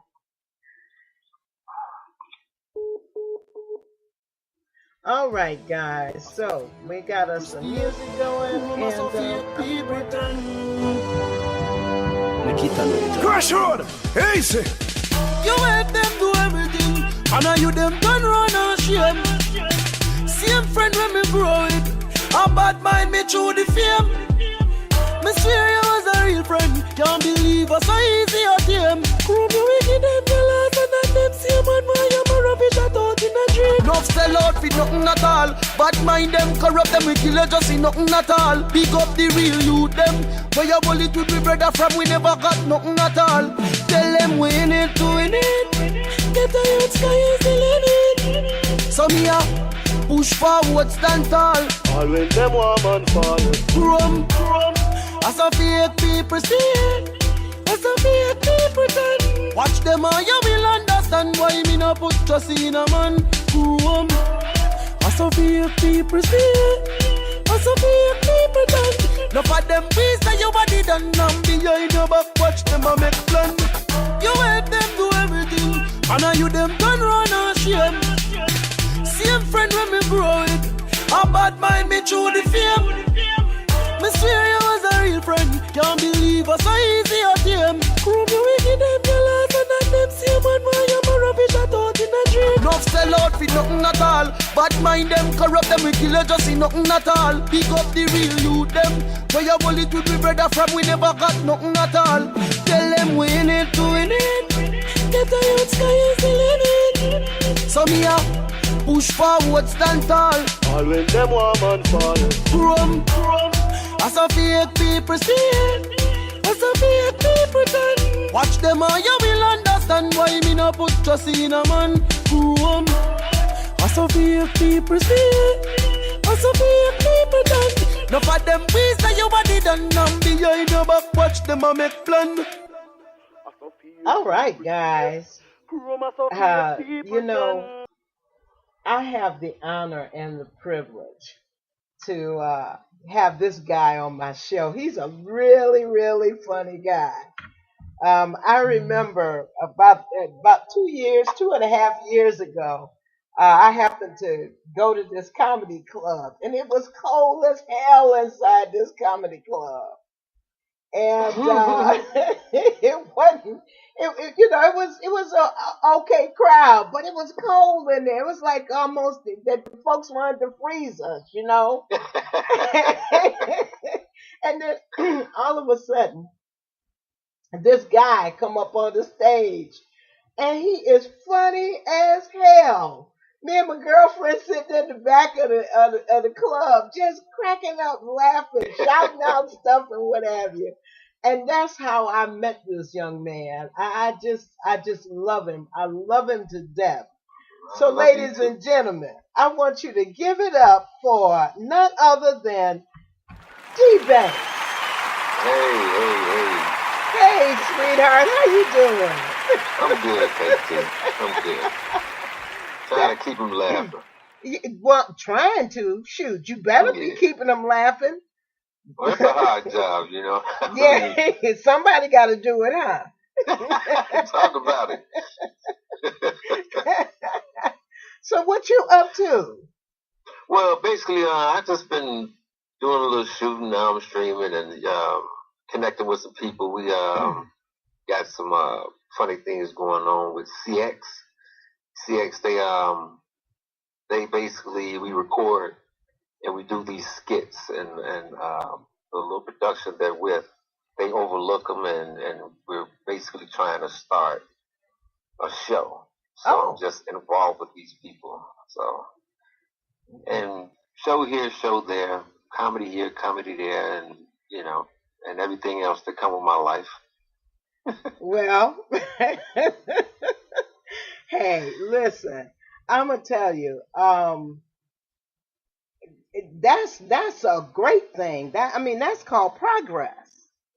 Well, I mean, it's work, but it's also a headache. You know, I mean, basically when the deeper you get in the industry, I mean, it seems to it's like jumping hurdles. Mm-hmm. So in my range, I'm gonna keep jumping. Even if I fail in something, I always get back up and I use that, you know, to make people laugh about the failure, so that uplifts me and keep me pushing. Yeah, 'cause life is nothing but a big joke. And Talk about it. When you get it, you laugh. Right? You know, I find myself just sitting, just laughing at me, and wow. Hey, well, wait a minute. Wait till you get my age, then you'll really be laughing at yourself. Oh, girl, I'm right around the corner. Wait a minute. I started up the show tonight, okay? I'm just talking my butt off, just talking about Dr. Martin Luther King and what he meant to me, and and all that kind of stuff. I look at my board, and my mics ain't even been cut on. What? I'm like, ain't this a biscuit? Girl, what? I mean, you forgot to push the button. Yeah, I forgot to push the button. I bet you everybody on the other end talking, would she turn the mic up, please? No. People on the other end was saying, "Damn, is the show on? Is it on?" Because what no music playing. Normally, I'll put a background, for me to talk over.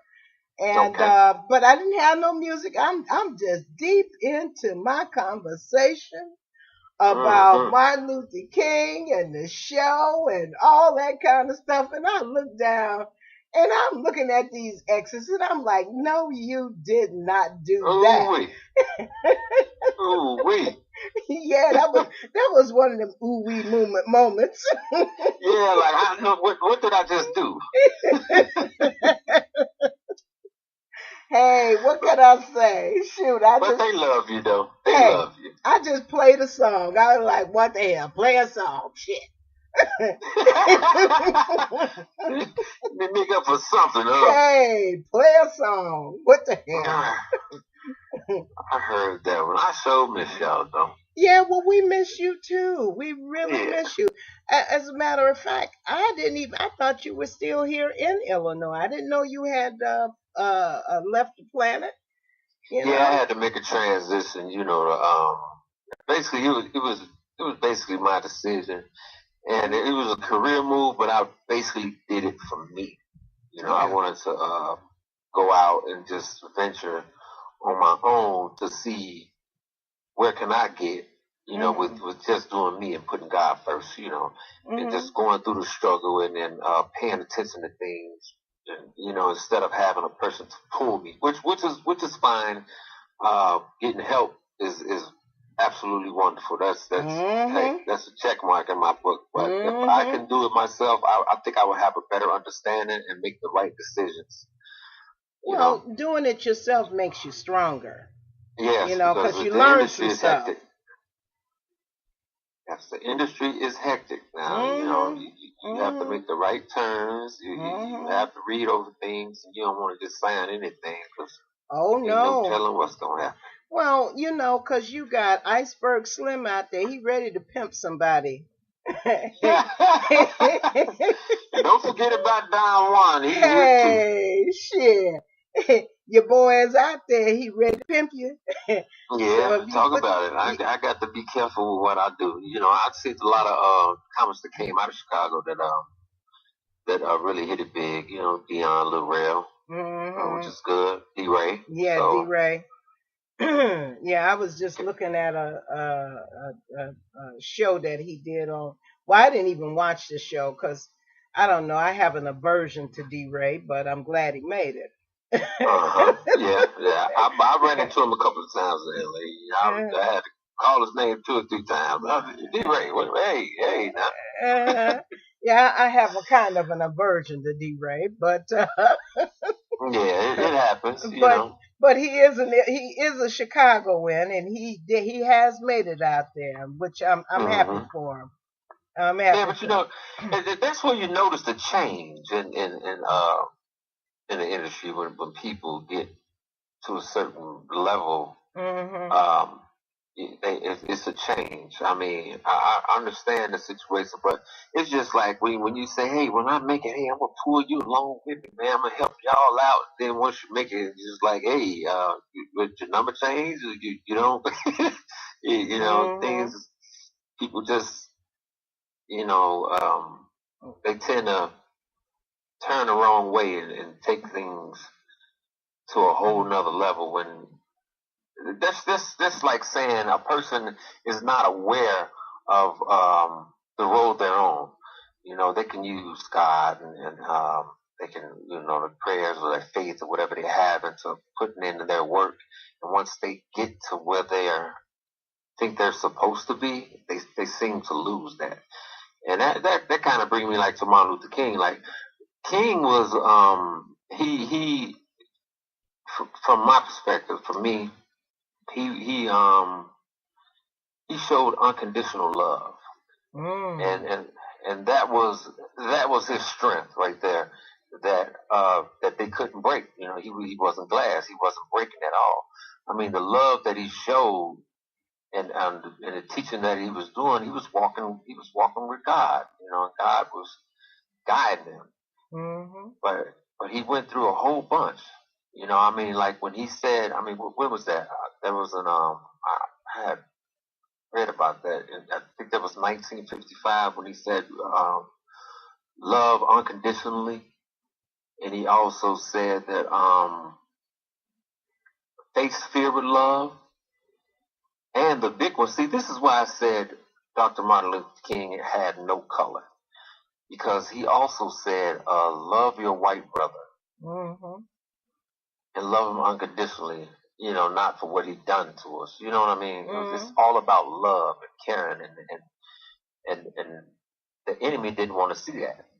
Well, that was he and both Malcolm X. Malcolm X also made that statement after he made the trip to Mecca. Malcolm came back with a different understanding of, white man outside of America. True. Yes. He saw the truth. He saw the light. Yeah. He got a chance to see the light, and what he's seen is that like you can't fight hate with hate. You just can't do it. And one of the things that Martin Luther King stood for, as you just said, is unconditional love, fighting hate with love. He said you wasting your life trying to fight hate with hate. It is a waste of time. It is. So the only thing you can do is show people love, because sometimes people don't even get what hate is. They don't even know that they're spewing hate. I mean, as my guest before, Joy, was speaking about that she was from the South. And the South was quite different from the North. And we used to travel south when I was a kid growing up. We used to travel south. And the difference was, once we crossed the border from Ohio into Kentucky, you could not go to a public washroom. Wow. Okay, when you're driving on the road, you couldn't stop at the gas station and go to the bathroom if you were black. You'd had to do your business on the side of the road. Whatever you had to do, you had to do it on the side of the road. Wow. Yeah, yeah. So I remember going down the road with my parents and us having to have to use the bathroom inside the car, outside the car door. You open the door, they pull over on the side of the road, open the door, and it was we had a bunch of girls, so at the time it was 3 girls and 1 boy. So boys can just whip it on out.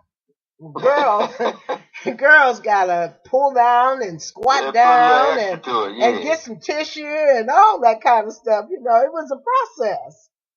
So I really remember that when we were growing up. I remember seeing the whites only signs. So the South was actually just a whole nother planet from the North, even though there was prejudice. But I didn't grow. I came to Chicago when I was 11 years old. But prior to that, I lived in Buffalo, New York. And in Buffalo, New York, they had their prejudices, but it was a little different from what it was in Chicago. Chicago, people were covert. They laugh at you, but they'd be killing you softly in this state. When I first came here, I mean, there were places that the average black person couldn't go. And I didn't even know these things, that there were places that black people just could not go to, because coming up in Buffalo, we didn't have that, but it was more segregated. Chicago was very segregated. There was a black community. When I lived in Buffalo, there were blacks and whites and Italians and Portuguese and Puerto Ricans and Spanish and, Polish. Everybody lived on the same block. Right. When I was coming up, my daddy is from Mississippi, and my mother is from Monroe, Louisiana. And I never experienced that type of ruckus at the time, but when I came to Chicago, I think I was in like 3rd or 4th grade, I started seeing it, the prejudice and what was going on, around us. But I really didn't understand it, but I just knew that I was being hated by certain people, and growing up through that, I learned about it. And I just, that was just my experience of coming up. I started seeing things like that when I was around 3rd grade. Well, going to school. The thing that I found so weird was that we lived in a community that was totally black. We went to a school that was totally black. I had never experienced that before. It was very weird. And then another thing was like when we first came to Chicago, almost every day we had to come home fighting. Yeah, and I've been through that too. Yeah, and I never experienced that before when I lived in Buffalo, New York. So, there was, a lot of people don't understand, but there was prejudice going on in the North. Just wasn't as blatant as it was in the South. You could still go into the store and you could sit up to the lunch counter at Woolworths. Yeah, that's old now. Yeah, well, hey, I'm telling my age, but shucks, I'm gonna tell you, man, we used to go to Woolworths when we were kids coming up, and get a chili cheese dog. And I'm telling you, that was the best hot dog I had ever eaten, is a chili cheese dog from Woolworths. Shoot. Yeah, they used to get down back in them days. Yeah, back in them days. And we don't have that no more. So tell me, what you about to get into? What's on your agenda? Well, basically, I'm gonna be coming to Chicago a few days from now. Okay. Probably next week. I'm head out to Decatur and spend some time with my sister, my older sister, you know. Okay. And I'll see some of the family members, and I'm gonna get back out on the circuit out there. But it's cold. Hell yeah, it's cold. Stay where you are. It's warm where you are right now. But it's. I have adjusted to this climate, so you know. And going back to Chicago, I mean, it's freezing. Well, but it's cold down there in California too. It ain't that warm down there. Well, I mean, no, at night you get about 60, 50, but it's nice to be. Sometime it be 40. I was down there when it was 40 down in Los Angeles. You don't catch me in it. So, okay, let me ask you some questions about Martin Luther King. Do you have a Martin Luther King story you'd like to tell? Well, basically, with me and Martin Luther King, from what I've studied on and read on and what I've heard from my parents and the talks with my sisters and brothers and things of that nature, he was just a man of God, you know. And you know that brings me back to when I was talking about unconditional love. Unconditional love. See, we all know how to love, but we love in the wrong way. You know, we love the wrong things, material things, and you know, our wants and our needs. And when we do, even in the faulty relationships, we love, but we tend to hate. You know, and what I'm trying to say is that love is a job. You know, it takes a lot of work to love. I mean, to really love deeply from the heart. And in order to achieve that, I mean, you have to put God first. I mean, there's rules to it. You know, and I do a lot of things, you know, for people, and I had to learn that, hey, since I'm doing these nice deeds, not to want back.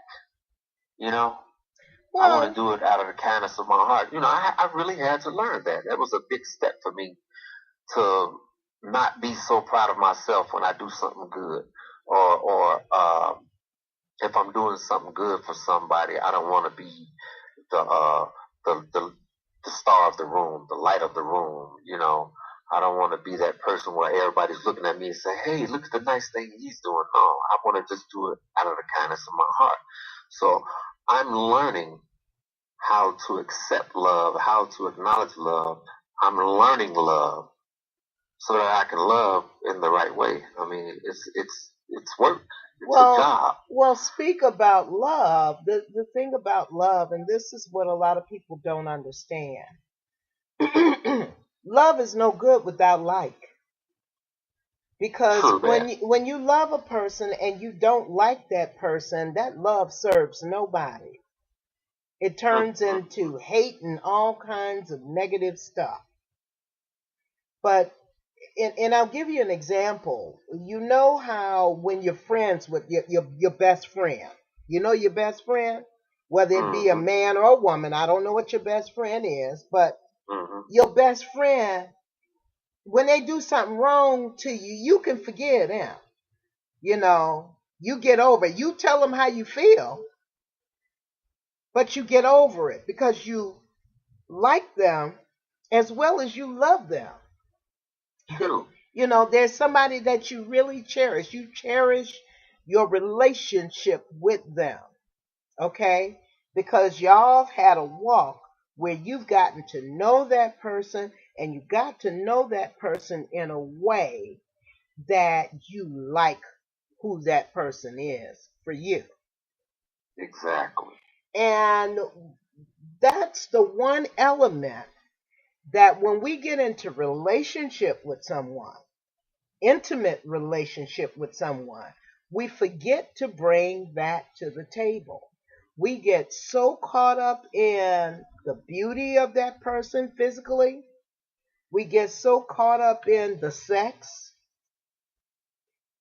We get so caught up in just, how you feeling at the moment, that we forget that there's another step that we got to take, and that is before we climb in the bed with that person, we need to get to know the person and like the person.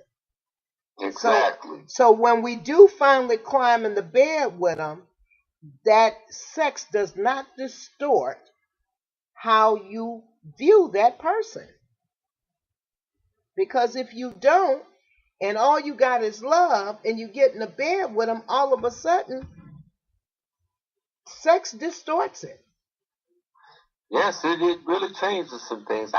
See, my best friend is a female, Crystal Thompson. I mean, I really care about this woman, and she's my best friend. But we never had sex. We just have that bond. Yes. Where we can communicate with each other, and we can talk. We can, I can open up. I can get relaxed and just tell her how I feel, tell her my problems. That's what I like about her, because she's a great listener, and that taught me how to be also a great listener, and we help each other. Wouldn't you like to be married to somebody like that? Absolutely, but wow, I mean, think about it. Yes, see, but that's another big step. I mean, it might be a big step, but the fact of the matter is, what gives you power is the fact that this is somebody you can talk about anything with. This is somebody that you don't mind sitting back listening to them, and they don't mind listening to you. This is somebody that will allow you to be who you are, because they know who you are and you know who they are. That makes marriage a whole lot easier, because marriage is a job in itself. Relationships is a job in itself. Yes, it is. Okay? But when you got somebody that you're friends with, it makes it a lot easier. It makes it a whole lot easier. That friendship, it really straightens it. Yes. It straightens it. Yes, it does. So, and then I wondered, like my mother and my father, they stayed together until death did them part, and I always wondered, I was, like, how did they do that? What was being done? I mean, I know it's a struggle. I know it ain't kisses, hugs, and beautiful words throughout the journey, but they did it, And they were probably friends. Yeah, exactly. And that brings me right back to what you were talking about. That being friends and building that love and sharing that love. I mean, love, it's a wonderful feeling. It's like eating good ice cream. I feel you. It's like really eating good ice cream. Or something good. Just something good. Right. Just good. I am serious, and I am so ready to love. So I love me, and I share it. I just share it to my best ability. See, I, like you, I grew up in a family where my mother and father were together until death do them part. And my parents were friends. And I mean, it was nothing to see them out in public holding hands after 50 years of marriage, still holding hands and still loving one another. And they were friends. They were friends. And I'm telling you, they had their challenges. They had their challenges, but they didn't try to hurt one another. They did what they did, and they dealt with one another, and they forgave one another. But they loved and liked one another. And I just, from my example, from the example that they set for me, the one thing I've come to understand, because, see, I've been married 3 times. So I've had a lot to step back and look at and then compare that over there and, that kind of thing. I've had the opportunity to just sit back and observe and to reflect on what my life was like and the relationships I was in, and how I was, you know, instrumental in it not working. Or, Mm-hmm. you know, I just had the opportunity to look at the whole circle, you know. Right. And one of the things that I noticed about my marriages was that we weren't friends. And you know, I have an ex-boyfriend whom I was with longer than any marriage I was ever in, and Mm-hmm. he and I to this day are still best friends. We're not together, but we agreed to disagree. We and we're still friends. We're very, very good friends. You know, Wow. he could pick up the phone and call me, and I can call him and talk about him and whatever, and we share whatever that, you know, whatever's on our mind and we want to talk about it. We can talk to one another about it. We can be real with one another, and I found that to be the beauty of, you know, having a friend as Yeah. your mate Yeah. versus, you know, having somebody that, you know, you love them but you don't like them. You know. I'm basically going through same thing you are. I mean, with a female that I was with for a while, Candy, and we still communicate to this day. Have a good understanding. I still love her, you know. Mhm. I still love her, but she understands me and I understand her. And despite what we went through, even if we had arguments, it wasn't so much of a big feud, you know. It was a Mhm. disagreement, and we got over it. You know, that's how my mother and father was. I just didn't. I was Mhm. like, well, where's the arguments at? I mean, I may hear, you know, uh, uh when you gonna do it, get to it, or you know, Mhm. or, Right. or something. I do it when I'm ready, and that's the end of it. Like, Right. I Right. mean, you know, they didn't show big feuds. I mean, and love. Right now, I really, you know, I just need to sit down, and I really need to have a really good conversation with God so that I can understand what's going on around me and the things that I need to do, because some things that I think that's good for me are not good for me at all. Well, yeah, but that, you know, we all do that.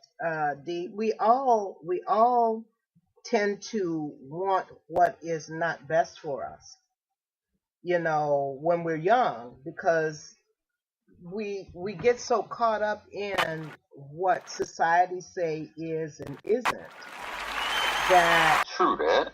you know, what are they doing here? Who's keeping on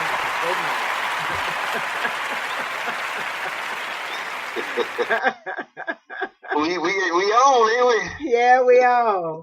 Hey, wait a minute. The radio say, "Hey, let me clap for that." but Right. but yeah, we tend to get caught up in society's view of how we should relate to people, Mm-hmm. and what's acceptable, what we should have, what's beautiful, what isn't beautiful. And instead of seeing people as human beings first, we see them as a meal ticket, a sex partner. Mm-hmm. I mean, you know, all these different things we see them as before we even see their humanity and Exactly. who they are. And so that's what has us want what sometimes is not good for us. True. True. I done had women, I had females say, "Well, I need a man that's gonna take care of me." I was like, you know what? For one, uh, I'm gonna take care of me. You take care of you, and if we combine, we can take care of each other. I mean, that bond with I mean, just being independent and coming together as a whole. I really that really plays a big part in love right there. Yeah. You know, not to be one-sided. You know. Yeah, because one-sided relationships usually don't last. Usually the person, I see a lot of men that, wives stay at home and they support their wives. They treat their wives like they're property, like they're slaves, like they're a lesser individual, because they're working and they're paying all the bills and, she's at home with the kids, or she can go out shopping and do whatever, but they feel that they have, the right to be abusive, if and I'm not necessarily saying physically, but abusive. So it is a good thing for you to bring something to the table. True that. What a woman does at home is a job in itself. Yeah. Yeah, it is a job in itself. However, if you bring something to the table that you both respect, because it's about respect. You got to earn your respect from your mate. And if you allow your mate to treat you any old kind of way, that's just how you're going to be treated, whether or not if you sitting at home and he's supporting you, or if you out working a job and you help supporting each other. It's called respect. So I feel you. Everybody needs to bring something to the table. It's all right to have a man to take care of you, but you need to take care of him too. Exactly. Because we both need to take care of. Come in.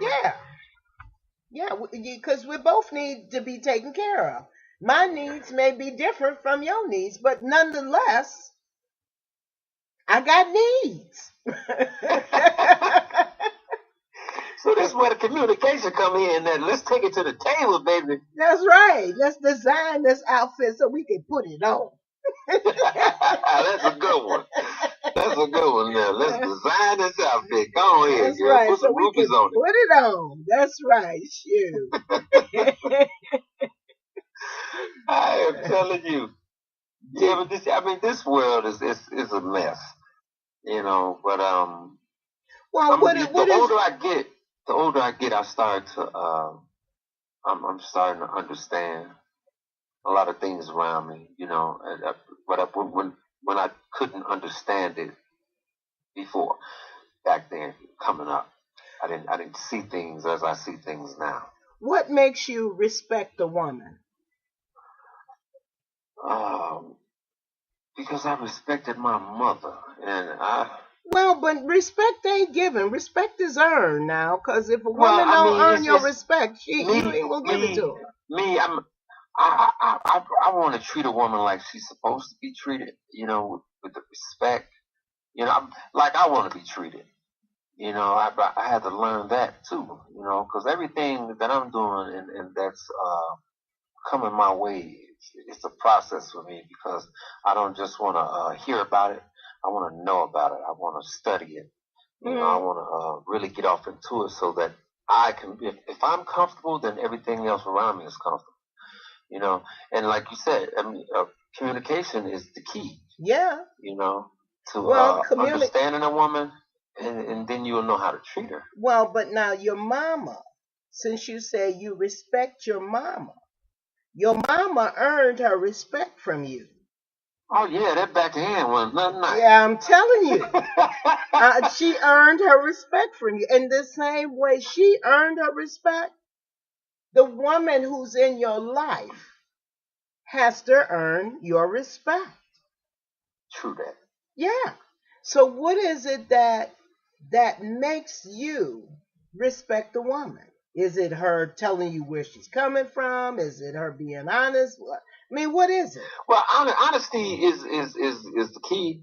Honesty is the key, but there's a lot more to come with that. Honesty is being loyal. If there's a problem, address it. Sit down and tell me, the things you like. Tell me, your problems. Tell me what's going on so that I can understand and I can just give my insight on it, and we can work through it. I would want to do the same, but let her know where I'm coming from and how I'm feeling and what I see in this relationship, what I'm looking for this relationship to go. See, but then again, that's another thing I don't want to get off into is thinking ahead of the time in the future. You know, I'm not Cleo, so I just want to take it day by day, step by step, you know. Mm-hmm. And I want this big old house. I want this nice car. I want whoa, we ain't got that right now. You know, I mean, let's work with what we got. I'll take a shack as long as there's some love in the house. Yeah, but there's nothing wrong with having an imagination and dreams to go with it. Oh, girl, I got a box full of them. Would you like to borrow some? Listen, sweetheart, I got a box full of, but I'm going to tell you a little secret. Dreams do come true. Don't they? Dreams do come true. So, you know, I got some in a box, but I was looking through, you know, I have a tendency to write down affirmations. I will write them repetitively because repetition is the king of the birth of stuff. Anyways, I happen to be going through a notebook that I have that I had written stuff. And one of the things, you know, I had written down the things that I desired to have and to achieve. Well, I was reading and I happened to come across a paper that said, I'm going to have a 3-hour show. And I had to stop and laugh because as of January 9th, my show is 3 hours. My show used to be a 45-minute show. So, spoken into existence. You know it?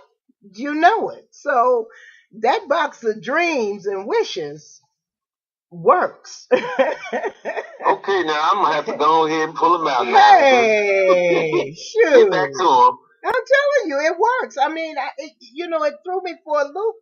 Because I hadn't realized I had wrote it down, you know, but I wrote it down and I was reading through the papers and I seen that. I'm like, well, all right, I done accomplished this already, you know. Right now. You know, so that was like, wow, okay. Congratulations. You know what now that ain't going to do nothing but prosper. Yeah. It's going to get bigger and bigger. Well, thank you, because that's one of my dreams, you know, it prospering and it getting bigger and bigger. Oh, it's going to definitely get bigger and bigger. Believe that, KT. Yeah, I will, baby. I'll believe that. Since you told me that, I feel you. I can feel you. Listen, we're going to take a quick break, and we're going to come right back. So hold on. All right.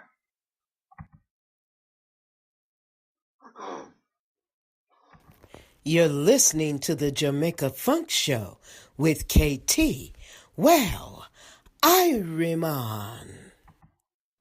You don't know my thing, go. You hear that? That girl them out of bubble over you know, man. Up to the time, you know it's called Taz. Hold on there.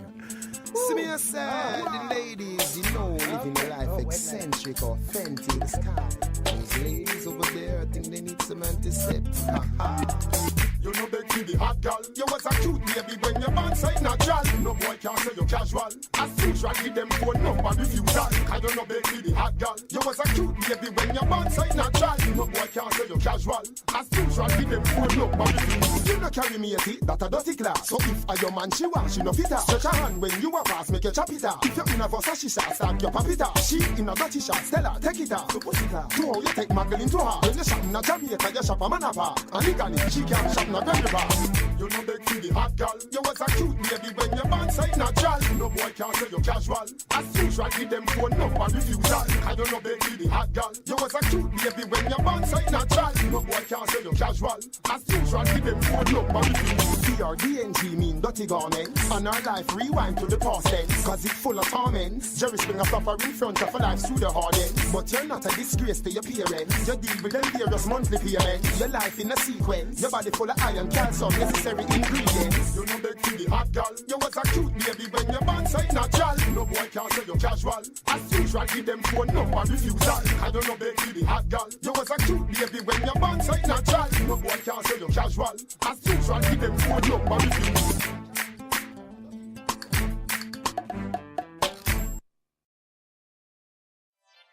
Cashflow Productions.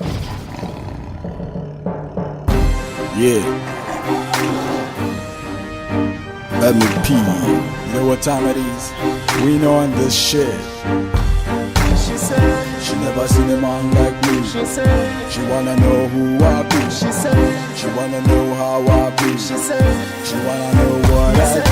I go by the new MEP, the new king of RP. When I'm on the mic, all the MCs RP. I play the front row, you can call me the VIP. My real name is people, some call me Sabi. I'm doing it well, cause every man ways I be. I'm cooking my raps, I don't need to put my game. I be, you know, safe for my body. I'm heading to my peak so you can treasure me like me. Then I lean back, see how big cock. Even in the dark, never say a lot. Show you the punani that I rock when I'm stuck. Suck it, lick it, whine it, grind it. Then I press the back like front, hold the front like side, squeeze it tight, no less. Raise above the fence, push it up the less. Hydraulic, I press it down the more. Then I coming back like a nigga wanna do it, but MEP be the ones who's gonna do it. Then I do my freestyle for her, let you know it, but she know that MEP better run it. She said she never seen a man like me. She said she wanna know who I be. She said she wanna know how I be. She said she wanna know what I be. Sit back, watch as I do it. Bad man and I'm back to the bone. We wanna fuck on me, a real killer. One man army head, I'm so real ahead. Take notice, most rappers can achieve it. I kick more style than a Bruce Lee shoes. You wanna know how I do, then you play like two. Then I drop it down, cause we got to play. Vanessa, I got me exposed on the radio show. And that I think that is how I'm gonna make my dough. Exposed radio, that we get in the door. Get in the floor, but we ain't getting low. Then I drop it down for her to see. That I maybe be the baddest one that she wanna see. Even if I cross the sea, then you open your eyes and see that I be the one that she come from again.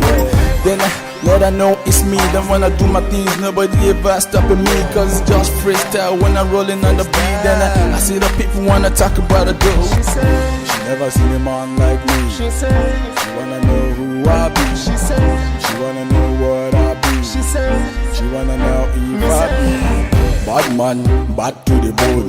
MEP, I switch your style like you are cold. All the ice cream, me, I chop it with a cold. I lick it up, never dropping me alone. Then let the girl that she said she wanna hold me. I told her never leaving me cause she really wrote me. Then I be the Romeo, she be Jane, yeah. Then I drop it down for her to see like a Lizzie, yeah. Baby girl, look at what I do. Shake it from behind, let me push it up to you. Then I jack it from the back, raise it down low. Then I drop it in hard like she wanna do that. Bad girl, looking at the way that you roll that body. And everything that you must see, me see body. Rolling it like me wanna tell that body. Me, I do my freestyle, she never rolls on body.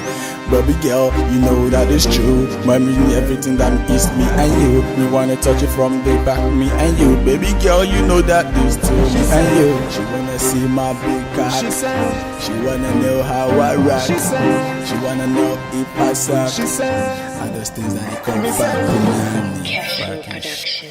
That was Map. My friend Map from Lagos, Nigeria, with a man like me. I ain't no man, I'm a woman. But yeah, so have you noticed anything different about rice? Yeah, absolutely. I mean that instant rice is kind of strange. I mean, when I acknowledged and saw that they were processing the rice, or actually making the rice out of plastic. Yeah. Let me just tell y'all what we're talking about. There is a video out that shows that there's a place in China where they're reproducing rice, not growing it, but they're making rice out of plastic. And lately here, I've purchased regular rice, like the Riceland rice and what have you, but it was another brand of rice, and I can't tell you the name of it offhand. But I cooked the rice, and the rice did not get soft like it normally gets soft. It's still kind of, hard and chewy, al dente, as the Italians would call it. And I put more water on it to see if it would soften up, and the rice never softened up. So I'm just wondering if that rice is circulating here in the States. Right, right. I've seen rice that's real sticky, and that kind of blew me right there. Well, but sticky rice is real. That's real. Sticky rice, because I had that when I was in China. That is whole grain, right? Yeah, that's Am I correct with that? Well, it's rice. It's just regular rice, baby. It's just they call it sticky rice, so that's normal. Okay. But what's not normal is this rice that you cook. And it seems like to me, it doesn't matter how much water I put on it, it's still hard.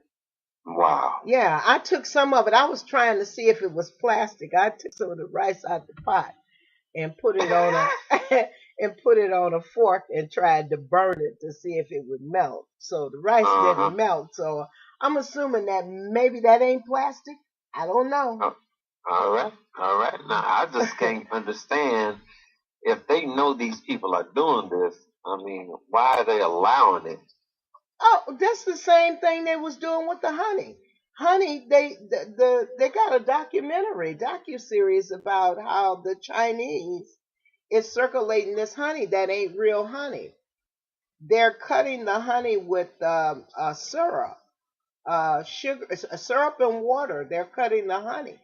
And so the government is actually blocking a lot of honey that comes from China. And what they've been doing, they catch them one way, then they'll go through like Thailand or someplace like that. But they've been finding ways to get that honey circulated here in this country. And that's how come they can offer cheaper prices on honey than the honey producers here in this country. So what I want to say is that we need to buy honey that is locally grown.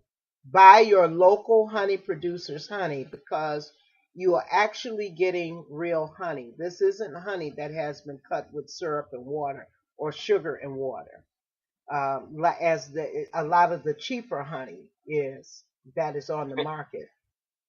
It actually has a different taste. Honey has a rich taste. Mhm. Yeah. So.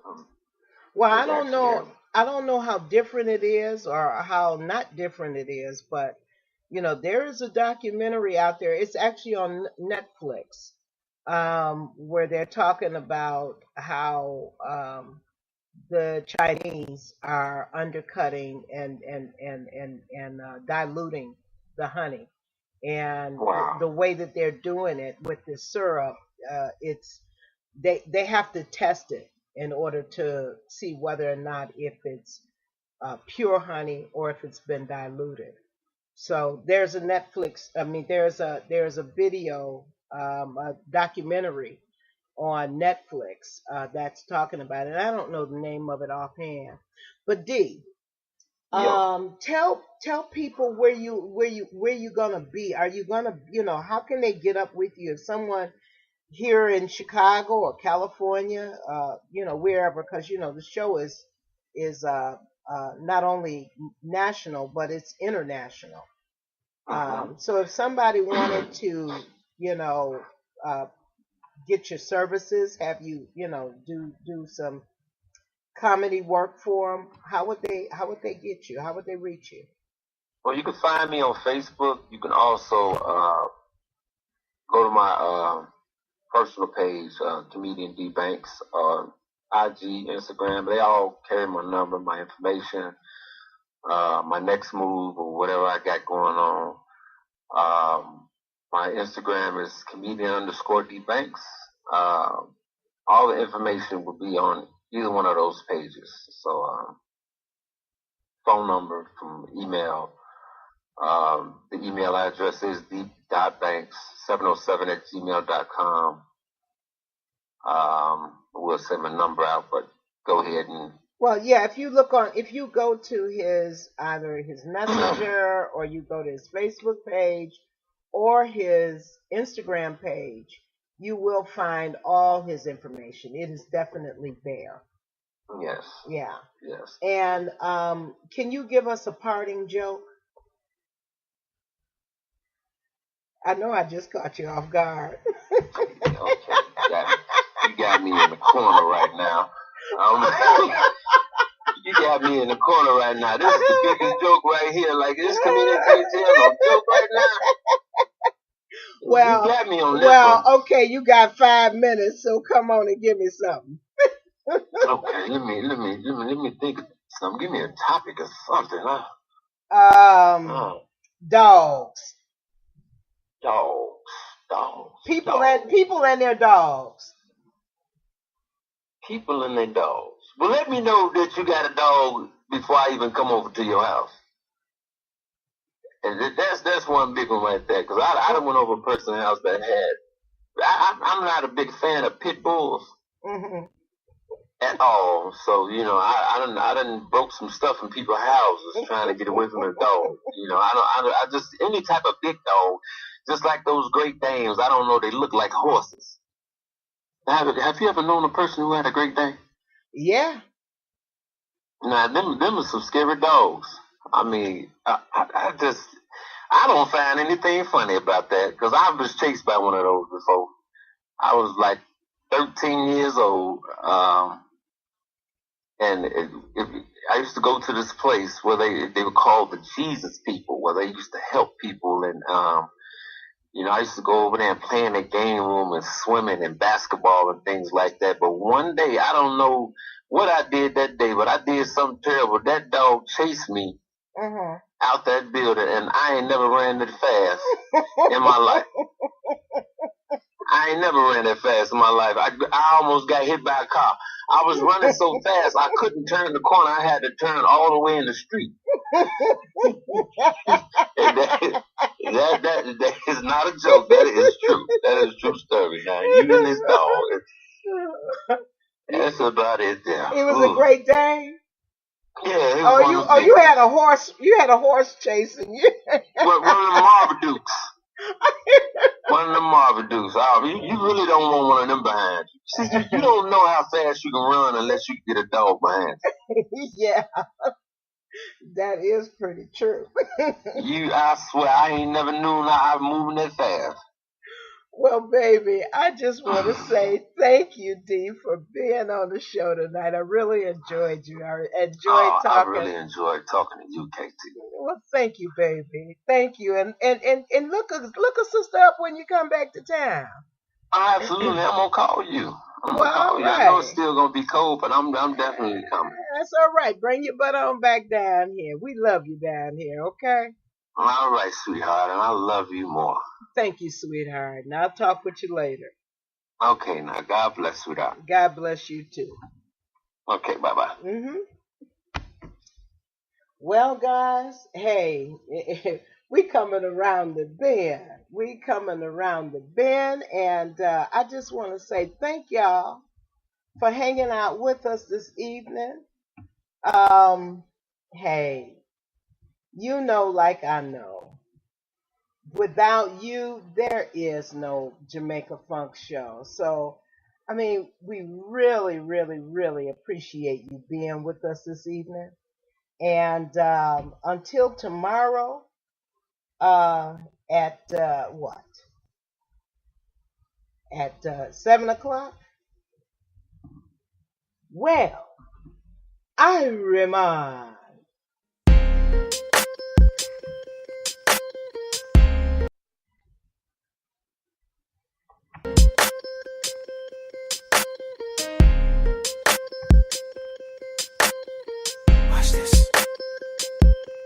These are my confessions. Just when I thought I said all I can say, my chick on the side says she got one on the way. These are my confessions. Man, I'm thrown and I don't know what to do. I guess I gotta give you part two of my confessions. If I'm gonna tell it, then I gotta tell it all. Damn near cried when I got that phone call. I'm so thrown, I don't know what to do but to give you part two of my confessions. Now this gon' be the hardest thing I think I ever had to do. Got me talking to myself, asking how I'm gon' tell you about that chick on part one I told y'all I was creeping with. Say she's 3 months pregnant and she's keeping it. The first thing that came to mind was you. Second thing was, how do I know if it's mine and is it true? Third thing was me wishing that I never did what I did. How I ain't ready for no kid and bye-bye to a relationship. Just when I thought I said all I could say, my chick on the side said she got one. These are my confessions. Man, I'm thrown and I don't know what to do now. I guess I gotta give you part two of my confessions. If I'm gonna tell it, then I gotta tell it all. Damn near cried when I got that phone call. I'm so I don't know what to do but to give you part two of my confessions. Stuck on stupid trying to figure out when, what, and how I'ma let this come out of my mouth. Said it ain't gonna be easy, but I need to stop thinking, contemplating, be a man and get it over with. I'm riding in my whip, racing to her place, talking to myself, preparing to tell her to her face. She opened up the door and didn't wanna come near me. I said, what's it, baby? Please hear me. My confession. Just when I thought I said all I can say, my chick on the side said she got one on the way. So my confession. So gone, so gone. What to do? Guess I gotta give you part two of mine. If I'm gonna tell it, then I gotta tell it all. Damn near cried when I got that phone call. When I got it, so thrown, didn't know what to do. Don't know what to do, but I need to tell you, baby. And this by far is the hardest thing I think I've ever had to do. To tell you, the woman I love, that I'm having a baby by a woman that I barely even know. I hope you can accept the fact that I'm man enough to tell you this. And hopefully you'll give me another chance. This ain't about my career. This ain't about my life. It's about us. Please. Just when I thought I said all I can say, my chick on the side said she got one on the way. These are my confessions. Man, I'm thrown and I don't know what to do. I guess I gotta give part two